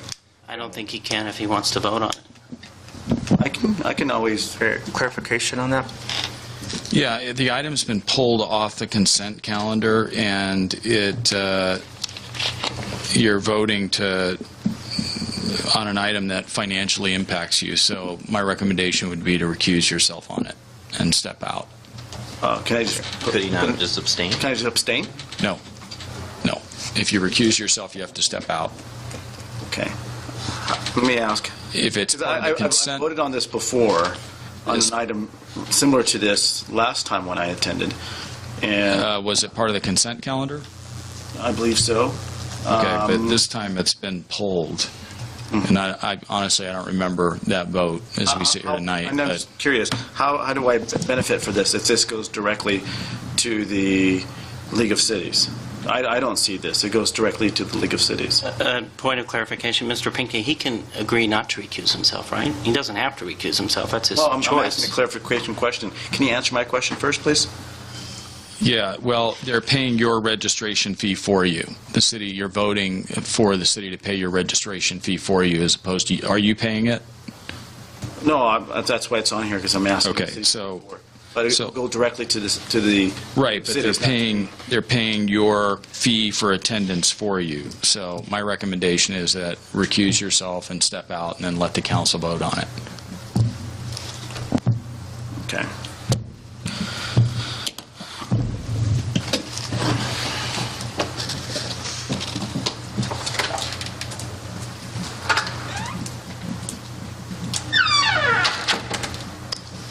On this issue, here's my concern, and I want to readdress the idea.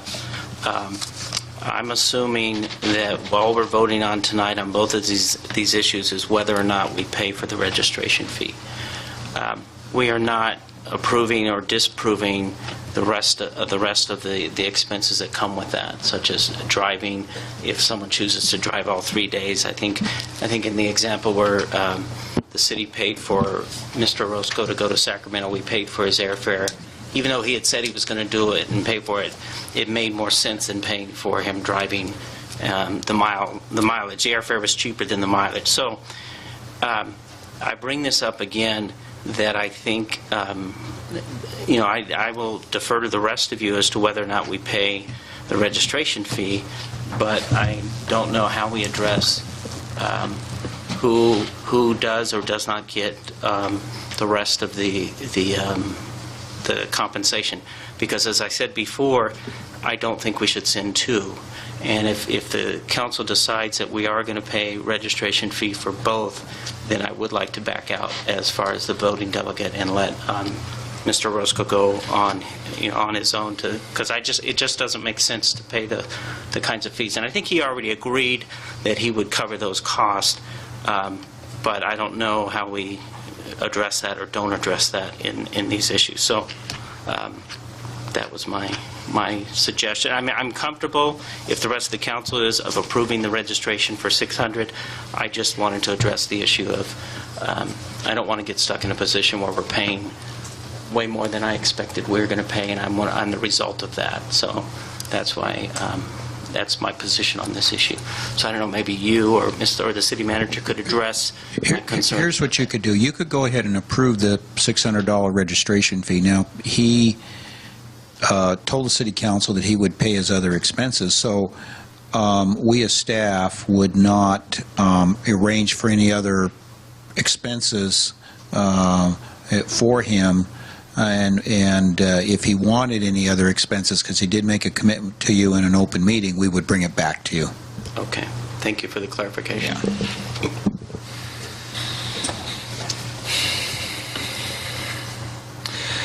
I don't, the concern that I have is paying another $600 for Councilmember Orozco, who's attended. I think this would be his third. I haven't counted. Yeah. I'm not Which, again, amounts to some of money that I think we're struggling to maintain. So that would be my concern. You have any other comments from? Are we ready for a motion? Ready for a motion? I move that we approve item R.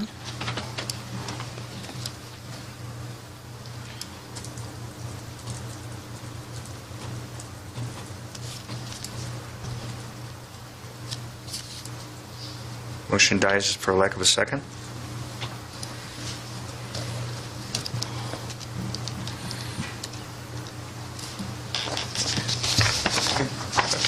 Make a motion to deny. I don't think we need to, do we? No, you don't need to. I was.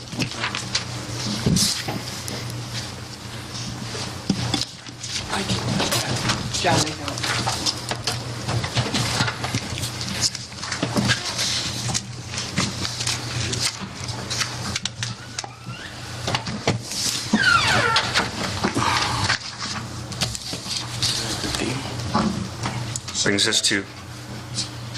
Brings us to item 8B. Yes, this will only take a second. I understand what this is, the weed abatement. This is for people who don't clean up their property and the city has to come along and do it. I just wanted to make mention of something here. I noticed it's $36,000, and that is paid through the tax rolls generally, or by the individual. I just want us to keep a close eye on these kinds of things, because I know we laid off people in our Public Works Department, and if an item like this creeps up enough that we should be bringing back another full-time employee, I'd like us to look at that, just so that we don't get in the habit of transferring work to part-time or to independent contractors. I'm sorry it's late. I'm afraid I'm not as articulate as I'd like to be. And I'm just saying I would like us all to keep a close eye on this so that these independent contractors don't supplant our regular employees. That's my only comment, and I would move that we approve this item. I'll second that. Motion by Councilmember Condon, second by Mayor Pro Tem White to approve B. Roll call. Councilmember Roscoe? Aye. Councilmember Knight? Yes. Councilmember Condon? Yes. Mayor Pro Tem White? Yes. Mayor Lara? Yes. Brings us to the final item, W. Adopt resolution ordering the collection of delinquent sewage and sanitation fees and directing county auditor to collect such fees on the tax rolls. And this will probably be the fastest issue we've addressed from consent agenda. I already addressed this with Mr. Warren, but if you look on the item 8W, it already lists the 5 people who are voting aye. And unless those 5 people change, I'm comfortable with the way it is, but I just wanted to bring that to everyone's attention that the area that should be blank has us all voting it as aye. So I will move that we approve to adopt resolution item W on the consent agenda. I'll second.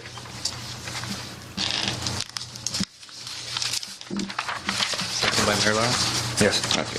Motion by Mayor Pro Tem White, second by Mayor Lara to approve 8W. Roll call. Councilmember Roscoe? Aye. Councilmember Knight? Yes. Councilmember Condon? Yes. Mayor Pro Tem White? Yes. Mayor Lara? Yes. With that, we'll So the council's go ahead and adjourn to closed session at 10:06. And that's item A, conference with continued discussion regarding conference with legal counsel regarding existing litigation pursuant to Government Code Section 54956.9D1, Western Riverside Council of Governments versus City of Beaumont, case number RIC 536164.